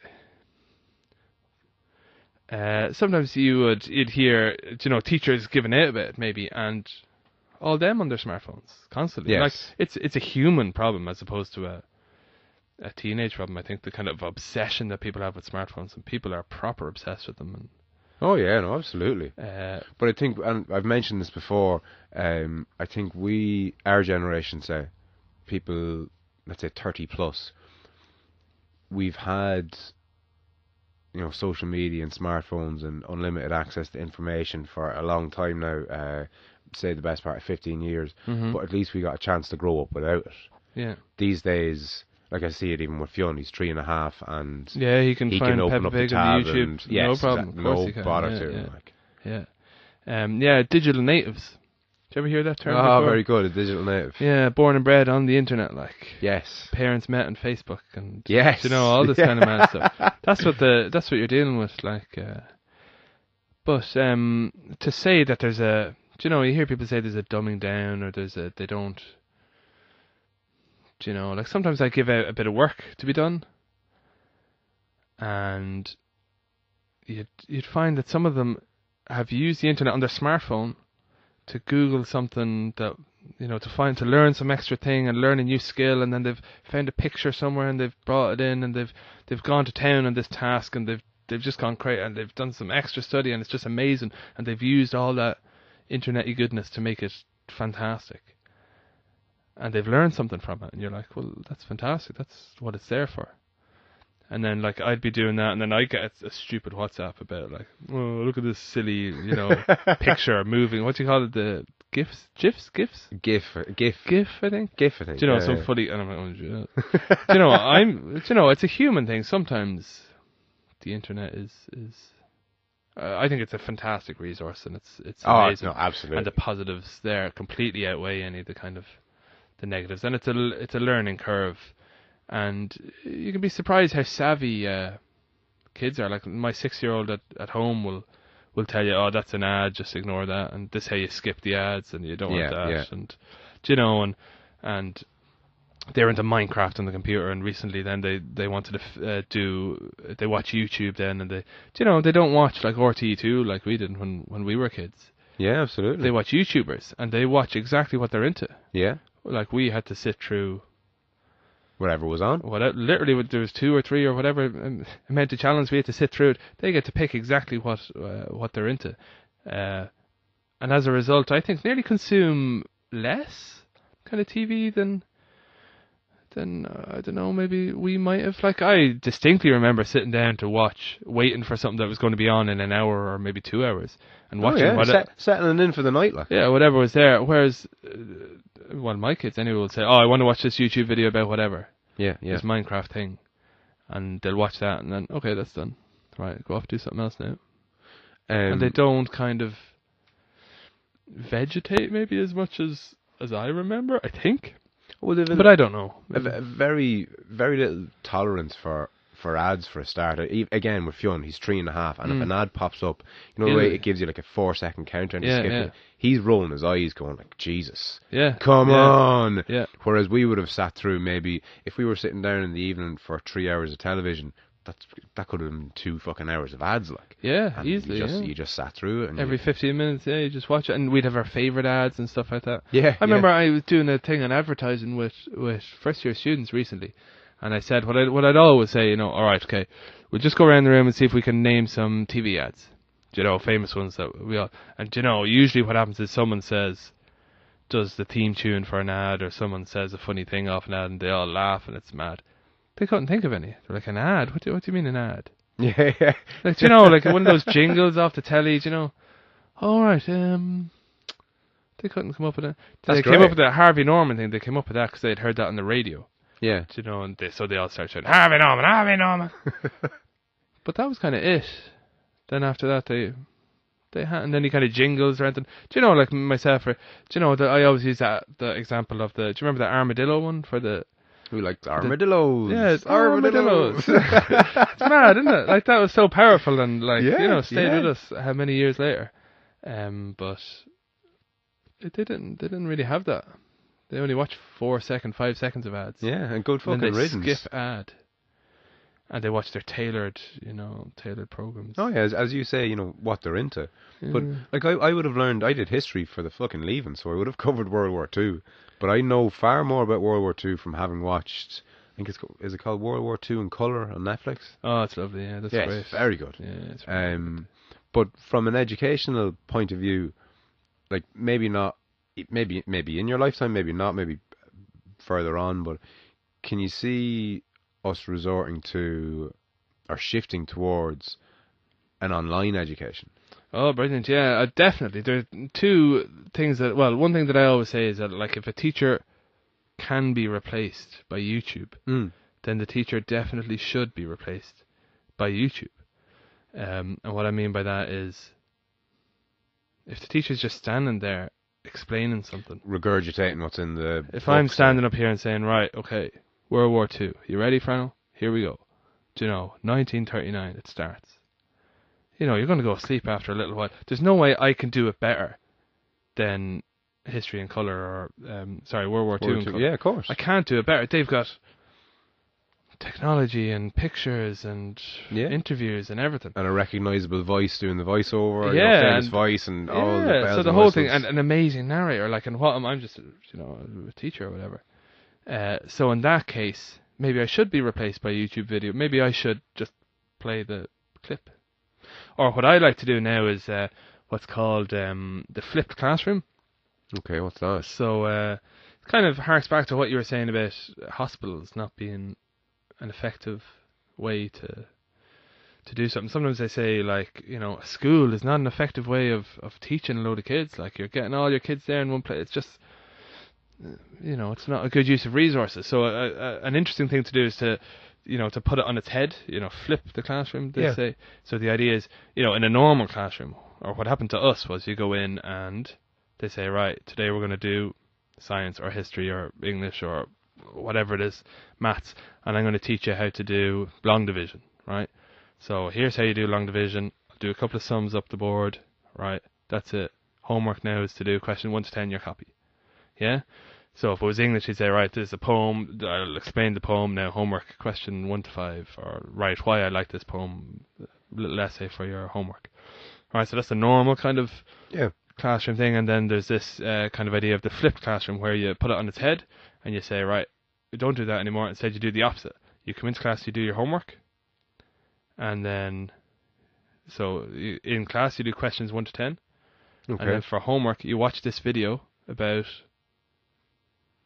whatever it is, World War II or whatever it is, or long division or biology or whatever it is. That makes sense because you're kind of prompting what you're prompting what to look out for in the material before you have access to the material. It kind of makes sense. It totally. I've been trying to do it. It's kind of hard to do this. It explains where some of your other hours than your 21 hours go to, but what you're trying to do is you're trying to use your skills. Like, what can I do that YouTube can't do? Okay, YouTube can probably explain something better than me, but YouTube can't walk around the class and check for individual mistakes and individual needs. Of course. YouTube can't see that Frano is obviously really, really smart and has all this done in 2 seconds. Obviously. And, needs to be pushed on a little bit and needs to be kind of challenged on some of his assumptions. YouTube can't do that. Yeah. But I can do that. So I can go around the class and do the stuff that I can do, and then for homework, look at your YouTube video and figure out the next step. Or I can push you on and say, right, do these extra 10 or whatever it is. So that's the idea of the flipped classroom. It's a nice way of doing stuff. And I've tried to do a few videos myself because there was some of the Leaving Cert poetry. I couldn't really find too many videos on some of it, so I tried to do a few of them myself. I don't think they work too well, but... and how so? You set up a camera and set up a camera in the class or... and tried to explain a poem in, went through a couple of poems. I think I had a few issues in that. I think I needed to script them more. But anyway, I just kind of said, right, I'll do it off the cuff and see how this works. Yeah. And I tried to do that kind of idea. And they did watch them, and they say, the feedback was very good. The videos just weren't very polished or anything like that. So I'm hoping to work on them and do some more kind of more polished ones, maybe scripted, and get a bit of production value into them, and that kind of stuff. But again, that guy I mentioned earlier, Jordan Peterson, he's looking to set up almost like an online university of sorts. And the way he views it is, why should you have to have 150 grand a year, whatever it is, to attend an Ivy League school in the States to learn something that's online for free anyway? Exactly. Now, there's an accreditation issue, obviously, but if you've got some guy who, let's say, is the best lecturer on a particular topic in the world, he's doing the research himself. He's an enthusiastic speaker. He's engaging. He's just the best person to teach this particular subject. Why would you listen to anybody else? Yeah. Do you know that kind of way? Yeah. Why is there at the minute? Like, why is there? Let's say, pick a figure, 5,000 people across the world teaching this certain subject, when one guy is clearly better than all of them put together. Yeah. And his lectures are already up on YouTube. Yeah. And they can be, whenever he or somebody else discovers something new, you update the video. Do you know that kind of way? Exactly, yeah. And it's about that, you shouldn't be reinventing the wheel the whole time. The amount of teachers that sit down, they try and figure out, right, how am I going to teach this thing? Chances are there's lads out there who have figured that out, 100 years ago. Yeah, absolutely. And there's people who've really refined it, and people have done amazing things on it. And probably people have done amazing YouTube videos on it. Ones that you could only dream of coming even close to. So use them, definitely. I'd be all about it. That collection of knowledge out there on the internet is staggering, and to be able to use it. I'd be even anti-textbooks, like in school. I'd be totally like, what are you doing with this textbook? What is the point? Because it's outdated, or... Well, the internet has made it totally redundant. It's, what's the point in having... I go for this kind of create your own content idea. So what I do, I'd say to the first year group that I have is that you don't have a textbook because we're going to write a textbook. And I say, we're going to copy and paste our own textbook we're going to mix and match. An infinite amount of sources. Exactly. And we're going to, this year's textbook is going to be slightly different from last year's, and there'll be some of your work in it, and there'll be amazing videos that we find, and it's just a journey and a trawl through, some of the stuff that's out there, and it's a nice way of doing it now. No, it sounds cool. It sounds like it's progressive. It's not just reciting the same old shit. And what you mentioned there earlier about the schools, in a sense, being the same as what I mentioned about hospitals there earlier. Schools, I think, originally were to create factory workers. It was to kind of civilize people, and that's where all the bells and lines and it's a kind of a weird thing. I think it's a thing we do in almost every culture. I think every culture, they always send their kids somewhere with a view to educate them, whatever that means. But I think a lot of it is to do with just childcare, and what do you do with a teenager? Like, what else are you going to do with the money? Yeah. Get him doing something. Like, if he can't go out to work, well. But I think kids are kind of wide to that. Like, I mean, I think I felt that. I wouldn't have been able to articulate it, but I think I felt like I was in prison when I was in secondary school. Really, yeah. Yeah, I didn't enjoy secondary school. No, I don't think I enjoyed it either. And look, I'm sure plenty of people do, and it was by no means because I was kind of picked on or I was bullied, because I wasn't. But I don't know. Like, it's mad. I only got into my education and got interested in learning stuff 10 years ago when I was 20. It's mad. So that kind of way, when I left school, and now if I had the chance to sit in on one of your history classes, be there like a fucking flash. Like. Hey, you're more than welcome anytime. But you know what I mean? But at the time when I was there, I fucking Jesus. I know, yeah. Like, well, that's what I think. Again, that's where I think the YouTube thing would come into it. Like, if a student like that who wasn't into it, he's just not going to watch the YouTube video. So what I see as my role is to do the things that YouTube can't do. So to try and push this guy and try and connect with him, try and give him some kind of an interest in, watching the video, or, getting into it, trying to share some passion. Yeah. And when anyone sees passion, if I was to start talking to you about whatever, Macbeth or, Shakespeare or whatever, I guarantee you I could get passionate about it, and it'd make you want to read it. Just like if you were to talk about pea shoots and get passionate about them, I'd be mad to eat some pea shoots. What did they say? Enthusiasm is contagious. Definitely, yeah. Do you know, I bet you had a couple of teachers like that just would bounce into a room and would be mad to show you whatever it is, science experiment or art or whatever. I didn't have a lot of them. Yeah. There was one guy, a maths teacher I had. Shout out Mad to into maths, Eddie Murphy. Lovely guy. But yeah, he loved maths. He just... Yeah, exactly. And that's just contagious. The worst teachers are the ones that they don't care. Like, it's just like, yeah, whatever. They've nearly contempt for their own subject. Like. Exactly, yeah. And I feel like I can be, as an English teacher, I think I'm pretty good. But as a history teacher, sometimes I don't. I haven't figured out how to just, teach it properly yet. And the English, I think I have it.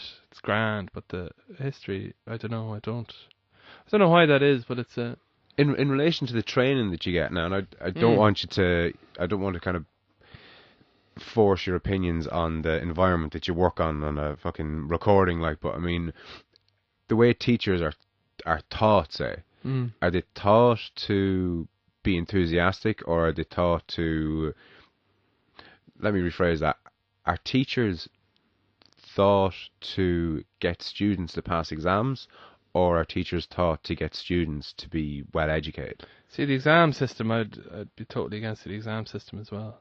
The exam system. And what would you replace it with? Because there has to be some sort of certification to separate the wheat from the chaff without being too... I like the kind of what they're doing with the new junior cert now. They're in English anyway. It's come in recently over recent years, and it's basically you do a kind of a you have to do a couple of different things. So you do what do they call it? A portfolio of work. So you might put in your 3 best pieces of writing. So maybe you've written an amazing poem and a whatever, an essay on throughout the year. Yeah, exactly. Over the whatever amount of years, 3 years. I like that idea. A portfolio. That's what, continued assessment. Continuous assessment. Yeah, exactly. And then they also have to do like a presentation, and they have to do a shortened version of the exam, like 1 hour. Do you know? I'd like something like that for Leaving Cert. A load of continuous assessment, maybe a presentation, maybe a portfolio, whatever it is, and then a big project or something, and then a very short exam, maybe something like that. I think that'd be cool. Oh, you know, absolutely. to give a more accurate reflection, like the way it is now, it's ridiculous. Like it's not a test of, you know, your knowledge of English or history or anything. It's just it's a test of your concentration. It's a test of your memory. Yeah. Most important, your handwriting. You know, it's totally irrelevant skills for a 21st century workforce. Like. No, absolutely, yeah. And is there any hope to changing that, or well, is there... the new junior cycle coming in, I think is very good. But then, like, you know, it's kind of there's a lot of disputes about it as well. So. And the education system in Ireland, is it archaic, as I kind of have in my head, do you think, or is it progressive, or, you know, is it stifled with kind of bureaucracy and red tape and the typical complaints that you'd hear of a civil servant organisation? Yeah, probably like the new junior cycle that was supposed to be coming in was like when it was first announced, it was quite extreme, like, and then it got kind of watered down with. Do you remember there was the stuff in the papers and the news about teachers marking their own students and all that kind of mad stuff? Teachers marking their own students, like in exams. Well, for the continuous assessment thing, the way it is now in English. Okay, of course, yes. So some teachers were saying, well, do you know what? How can I give, you know, Fran on my own student? How can I give him a mark? Like, what if his parents come in and give it to me, or what if whatever happens? Do you know what I mean? I know what you mean. Yeah, you can't, like, so typically now when you do the Leaving Cert, there's a number at the top of the page and there's some randomness correcting it. Nobody knows who it is, but we'll continue this continuous assessment. They want, well, for junior cycle now at the moment, they wanted the teachers to do that, which I have no problem with. Well, it has to be the teacher. How could someone other than the teacher I guess mark a continued assessment thing? You could send it off to someone independent. Okay. So throughout the year. So Frano's portfolio gets sent off to Galway or whatever, and someone down in Galway looks at it and says, right, okay, that's a whatever load of rubbish. No, it's amazing. And then they send it back and say, wow, you get a whatever gold star. Yeah, yeah. So. And on the subjects then, like, is there space for almost like an online savvy class? Like, remember you mentioned there earlier that if YouTube could replace the teacher, then, you know, why wouldn't it? But does that make the role of the teacher almost like a guide to using the internet? Do you know that kind of way, like the use of checking credible sources, you know, yeah. watching out for misleading information, you know, advertisements disguised as articles, you know, etc. Especially in the world of kind of fake news. Yeah, fake news is good crack. Yeah, yeah, I think you're right. Yeah, there's definitely a role there, like some kind of digital companion, like for students, because like. You know, a lot of parents wouldn't be into that, like, at all. Wouldn't really, know about what kind of online world their kid would inhabit, like. But it amazes me how kind of unsavvy, if that's a term, adults are in relation to the internet. So somebody will come out with a statement, and I go, "That's bullshit," and it's like, "No, it's not. I read it online." Yeah. Yeah. Oh, Generally, sorry, I didn't realize yeah. it was that credible a Yeah, source. exactly. Like, Yeah. But- I read it online is a great one. Yeah. and Saw it on a website. I think a lot of the time that translates to I saw it written over a picture. It's Yeah. not. It's not. You know what I mean? Yeah. It's not even a fucking article. Like. Yeah. But I think if there was ever a need for anything in the adult population now, it's being savvy to what they read online, what they see online, even on the news and in traditional kind of media, because I think we're fucking past that. So that kind of way, I think the likes of podcasts is a great example, but YouTube in general, like my news now comes from Twitter and Facebook, and Twitter is totally revolutionary. Like massively, so you can get it from the horse's mouth. Like it's unbelievable. Like just before we came out here, there was something about a shooting or not a shooting. Sorry, I beg your pardon. Someone in Blanchetown with a gun who tried to rob a shop or something. Fucking the shopping centre, like. Yeah, so the wife sees it on the journal, and then can't get an update, so jumps to Twitter. There's nothing on telly about it. There's nothing on RTE website. Goes to Twitter, and there's hundreds of A live tweets all stream about- of what's There's happening. a hashtag, like. Yeah. Do you know what I mean? And they're checking it out and seeing what's going on, and you're getting multiple perspectives. It's not even that you're just getting one. You're getting multiple perspectives. You can see that some of the sources are reliable and others are, like Deco, and what is Deco? Well, who Yes. knows who he is, and someone else is an organization, like, or there's tweets from a shop that are saying, right, we are evacuating the shop right now, everyone leave, or whatever it is. And Fuck. I'm sorry, is this breaking news? Is this just happened before you came here? we're like? breaking an hour in. I think, as far as I know, it was some kids went in supposedly with a gun. I think they think it was a replica gun and tried to rob a shop, and I think he was arrested. Fuck. As far as I know. Yeah. Hilarious. There's more. Did you see about the British Defence Secretary? No. No. British Defence Secretary resigned this evening. Supposedly there was rumours of inappropriate behaviour. Breaking news. What, between him and his assistant? Some or- kind of I think it's a kind of a the Harvey Weinstein kind of a okay. more kind of fallout, I suppose. Isn't that what they call it from? Yes. from Yes. that. I suppose it wasn't there. They were talking during the week about a list going around the House of Commons about MPs that had been accused of various different things. Fuck, I'd missed that now. I wouldn't be in that Yeah. loop at all. So all kinds of mad stuff going on there. But a young lad in Blanchetown Shopping Centre, I don't think. Do it shows you where my priorities are. I'm more interested in that than, that. Yeah, but at least you can choose. Like presumably most of the media that you consume isn't lads in Blanche doing this, that, and the other. But the fact that you can choose your news sources and you're not just restricted to the only ones out there. People give out about the media, but it is there. There is so much choice, And and it's almost too much choice, really. I Where do suppose. you go to for the majority of your news? Say Well, I got off Facebook and Twitter and all them, and you were one of the first. You deleted your Facebook account, if I remember correctly. didn't totally, you? yeah, A long time ago. Oh yeah, I had to get rid of that. Yeah. And why was that? I really didn't enjoy what it was turning me into. If you know what I mean. Like, I was doing things, and like one of the first things I'd want to do is to put the picture up on Facebook and see how many likes I was going to get. Yeah, the validation, like. And then I felt that the stuff I was getting on it wasn't true at all. I remember, I don't know if I can say this, maybe I'll phrase it this way.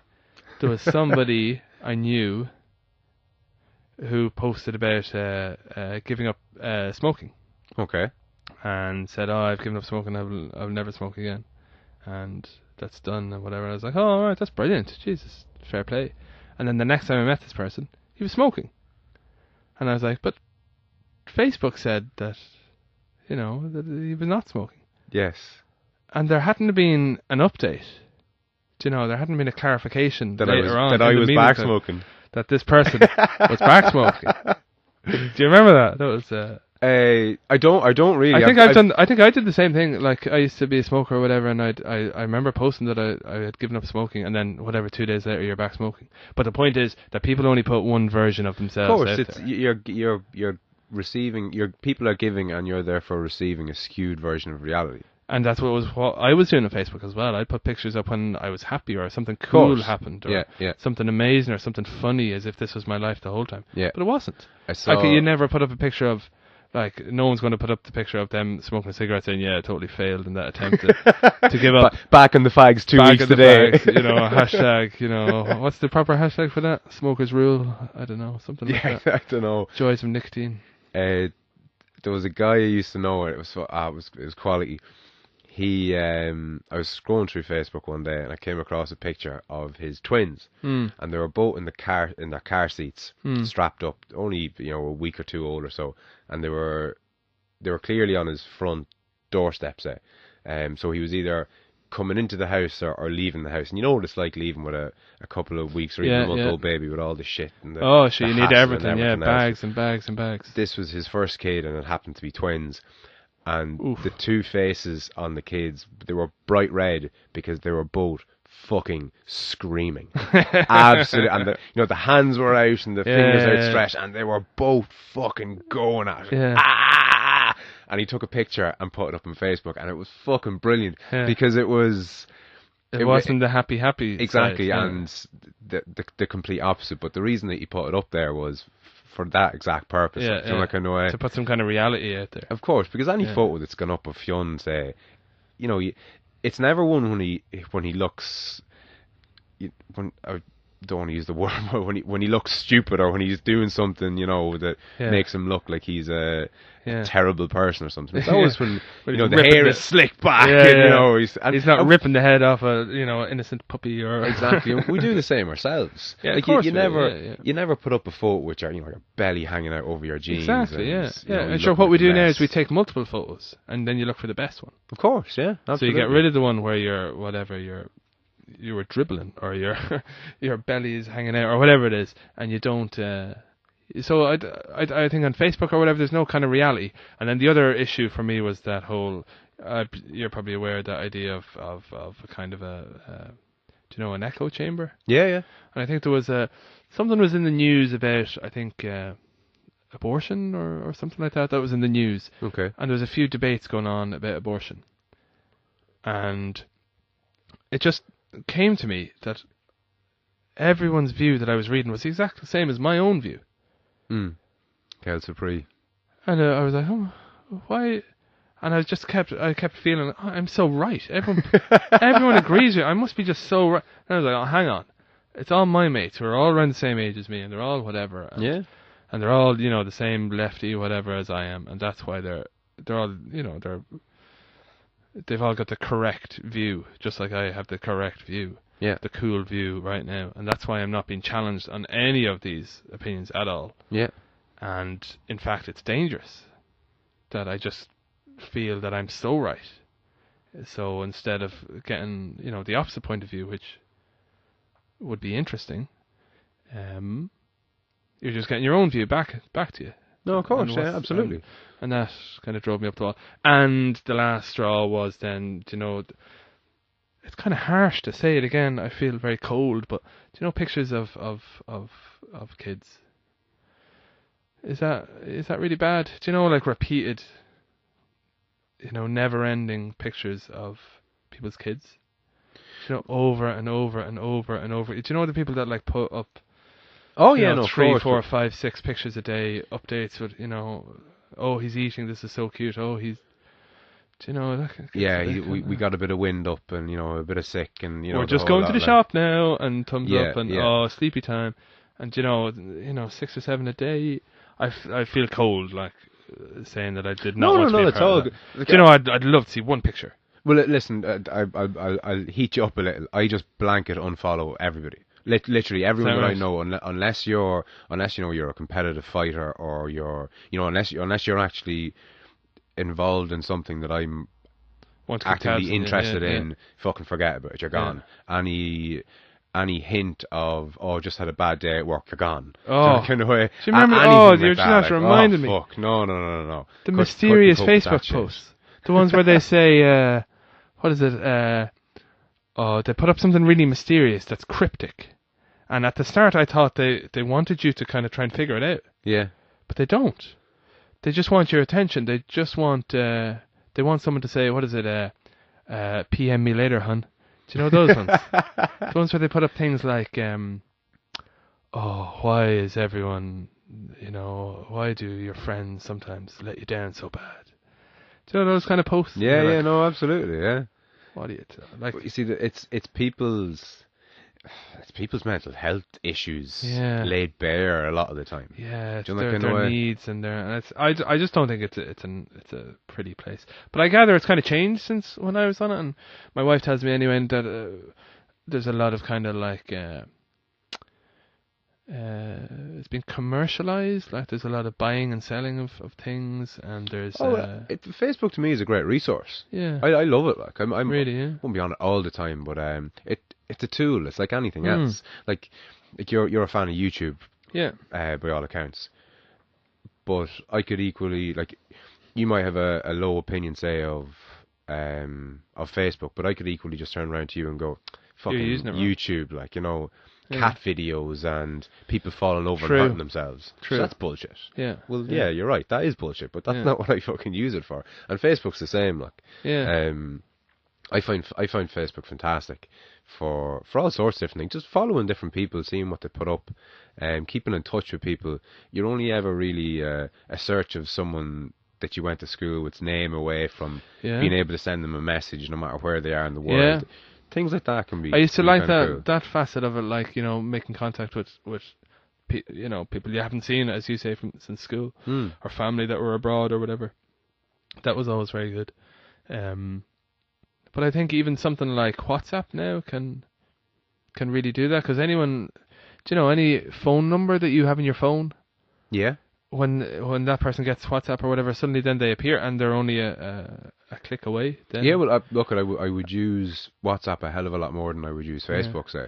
And like the groups and stuff is very, very good. Like. Don't do groups. No. Yeah, I am Fran. I don't do groups, McKeown. I can't. If I could find a group of people that would use the group for what the group was for, then Yes. there's some hope in me staying. I like those specific ones. No, it's, there's a stag do, or there's a party or something, and then there's a WhatsApp about it, and they put all the details and whatever you need, and there's a bit of chat, and then afterwards there's a photo or two. I like that. It's targeted. It's focused. It's Yeah, can't do. I don't know. no. I don't know what it is about it. It always degenerates into hey, whoa, you would say that, wouldn't you? And you're like, fucking fuck off. Yeah. Or then when sometimes they blow up, don't they? There's like there's a time of the evening and everyone is obviously home from work or something, and they all course, start yeah, chatting, yeah, and your yeah. phone is going 90 and you're trying to do something. It's like, oh, will you just? And it's the one group that's just kicking off at the moment for whatever reason. The scary thing about the echo chambers that you mentioned, though, is the power, I suppose, the likes of, particularly Facebook has, and like you probably heard the insinuations or accusations made towards Russia in their meddling with the US election, and how fake Twitter accounts and robotic Twitter accounts even can rile crowds and can I suppose turn public opinion. I suppose like even you were saying there that on, let's say, whether it was abortion or pick any other topic, or doesn't have to be a polarizing topic like abortion, but if all you're hearing is the same stuff because you're only liking the kind of the same stuff that your friends are liking, that's one thing.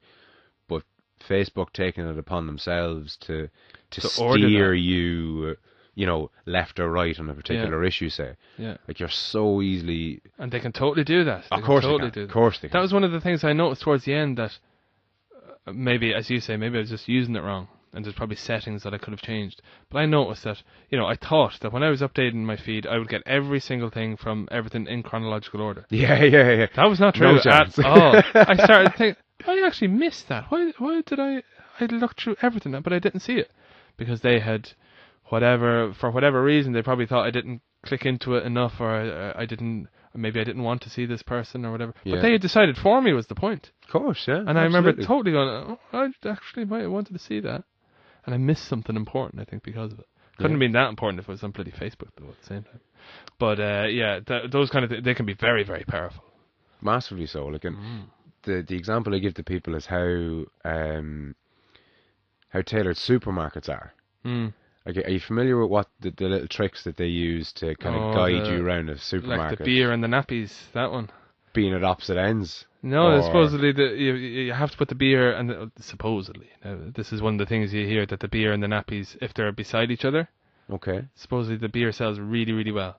The nappies remain the same, but the beer sales go up. And the idea is that Dad comes over, again stereotyping. Of course, yeah. Dad comes over and he says, "Oh God, I have to buy the nappies. Bloody kids, can't believe it." And he turns around and sees the beer and goes, "Oh, beer! Do you know what? I deserve one of I these." deserve a beer. Yeah, supposedly they do that. I haven't heard that one, but yeah, listen, I wouldn't put it past the cunts. No, sure. Why? But then, if you're running a supermarket and that's going to give you a 20% increase in your beer sales, do it. Yeah, but you see, this is what Facebook would say. Yeah. Do you know the kind of way we Yeah. steer people this way? They end Yeah. up spending more on this. We get more Yeah. ad revenue, etc., etc. But when you, I suppose that the supermarket examples are a bit more tangible because the online ones are kind of hard for people to kind of wrap their head around. So, What were the other supermarket examples? oh fuck, About steering your end. well, tile size is one that I remember. Oh. So let's say that the tiles in your local supermarket are a foot square, say. Mm-hmm. They'll be 9 inches square on an aisle with high value products. So as you're going along with your trolley, da-dum, da-dum, da-dum, da-dum, da-dum, da-dum, da-dum, da-dum, da-dum, da-dum, da-dum, da-dum, it fucking slows you down. Honest to fuck. That's a good one, yeah. That'd work. Do you know any, like if you're in maybe an Aldi or a Lidl or a Tesco, think your local supermarket, is there a barrier before you get into the shop? Do you have to like wait for a door to open or anything like that? Yeah, see, there wouldn't be, and then you're thinking on the way out, then they try and slow you down as much as possible to make it impossible to exit. On the way in, they slow you down. Now, there wouldn't be barriers on all supermarkets because of the layout, it doesn't allow for them. But wherever they can put a barrier at the entrance to a shopping centre, they do. Or not a shopping centre, say a supermarket. Oh, what's the thinking there? To break your stride. Yeah. So let's say I do my shopping in Aldi, say. So I'll go in, park up, and because I'm kind of a man, I have my bags to hand. I'm going in for what I wanted to buy, and I'm gone. Yeah. Couldn't get out of there fucking fast enough. Yeah. And I walk over at my usual pace to get to the door, and I'm standing there going, fucking open. And it then opens, they open. and I get in.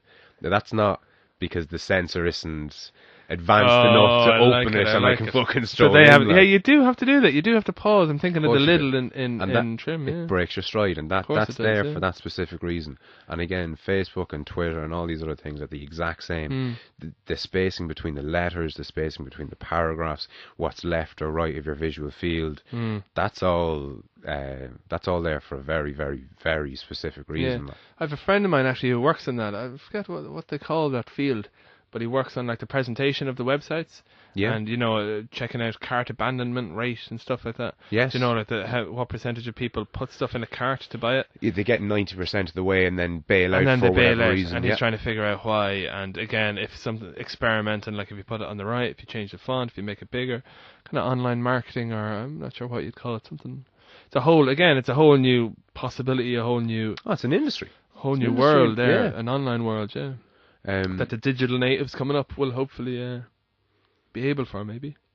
It's mad because you can't help but be affected by this. Like knowing about it is no antidote to it. Oh, of course not. Do Do you you know the worst thing? To be online sometimes, and I look up stuff on what's that website? I can think of the logo, but I can't. Pinterest. Okay. Do you know Pinterest? Yeah. It's quite good. Photo sharing type thing. Yeah, basically any kind of creative project that Okay. you've got going on. They'd sell this idea of creativity. So if you are thinking, oh, I'm going to build a polytunnel for whatever, or I'm going to paint a picture, or I'm going to write a poem, or I'm going to brew a mad beer, or whatever it is, put it in there, and they'll come up with like inspiration for you. Loads of different photos of what other people have done. Right. This is the wrong website now I'm thinking of. No, it isn't. And then when you click into whatever, down the bottom you'll get a load of ads. So you read through whatever it is, and then you get all the ads down the bottom. And I know they're ads. And they're clearly ads. Yeah. But every now and again, one of them will get you. And you've seen them, the really stupid ones down the bottom, and it's like, oh, they've got some kind of clever computer algorithm that figures out where you are, and then they put a name of somewhere close to you into the thing. Yeah. So they'll say this Navan man has figured out how to make $1 million from home. Have you seen those ones? Oh, yeah, of course, yeah. They speak to you specifically, literally. And they'll say, you know, this new GPS tracking device for cars is blowing up in Dundalk. Yeah, yeah. And you're looking at, and I know their ads. I totally know their ads, and I know where they are. And I say, I'm never gonna, you know, obviously their ads. Every now and again, one of them would get me, and I'd say, oh, I want to know what this thing is. And you click on it, and it's just an ad. And you're looking at it, it's just an ad. You're like, oh, I knew it was an ad. Why did I think it wasn't an ad? They do, yeah. And the knowledge of their presence is no inoculation to actually doing it, like, no, falling for it. None whatsoever. And it's great in a sense because, like, let's say if you've spent the evening, you know, researching, I don't know, fucking, you're building a new chicken coop, say. They love chicken coops on Pinterest, by the way. Really? Go on, anyway, sorry. Love them. But you're googling different things, and without you realizing it, there's an ad for a cordless fucking DeWalt drill. And you're like, fuck, I was using that piece of shit out there earlier. I could do with a new DeWalt drill. Do you know that kind of way?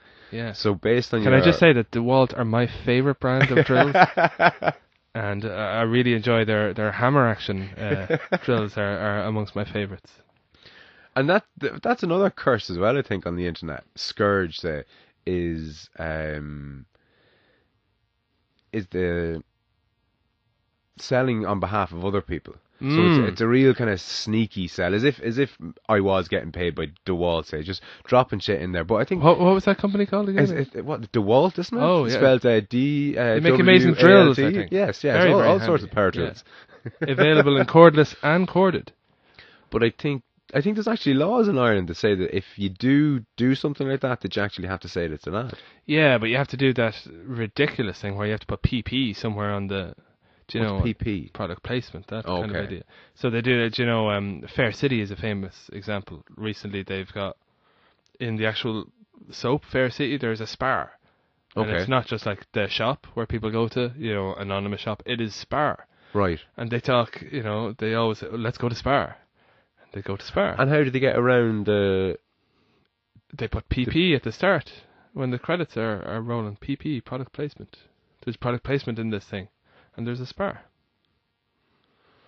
And I'm sure that's fine. It funds the thing or whatever. But how deep does that go? Like, I mean, are they wearing, you know, Nike T-shirts and Adidas? I'm not going to lie to you. I don't actually watch Fair City.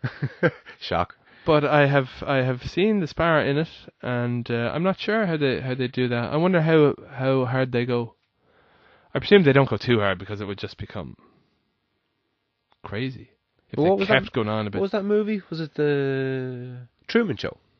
Yeah. That was the same. Oh, yeah. Like, you know, and I think,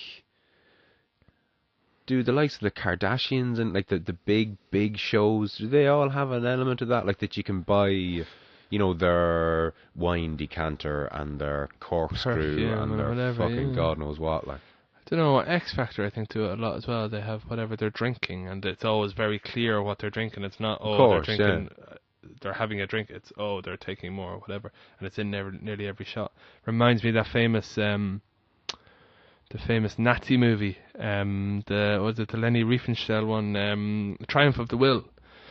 I don't know if you've seen that, but it's kind of it's weird. It's like, is it a documentary or is it basically this German female film director makes this kind of film for Hitler, which basically. It documents one of the Nuremberg rallies. I think it's 36 maybe, and it's an amazing movie. Like you're just looking at it going, wow, and it's crazy. It's got like Hitler descending from the clouds in a plane at the start, like a Jesus figure, but it's got really heavy use of that kind of product placement idea. The swastika is everywhere. Yes, I think they say there's not. I think the most they go without a swastika is like 7 seconds. Oh, fuck, right. Without seeing a swastika somewhere, and it's just this kind of repetition of Nazi power, and it's a really early example of the kind of mad product placement stuff. But propaganda kind of started all this, didn't it? Yeah. In a sense, you know, that kind of way, like convincing people of, you know, convincing someone that something is evil or something is good. Yeah, that kind That kind of morphed into advertising to a certain degree. I suppose it probably would have. Yeah, yeah, that makes sense. Yeah, it's a form of advertising. Precursor to advertising, I suppose, propaganda. Yeah. There's the dogs telling us to wrap up, I think. Yeah, it might well be, yeah.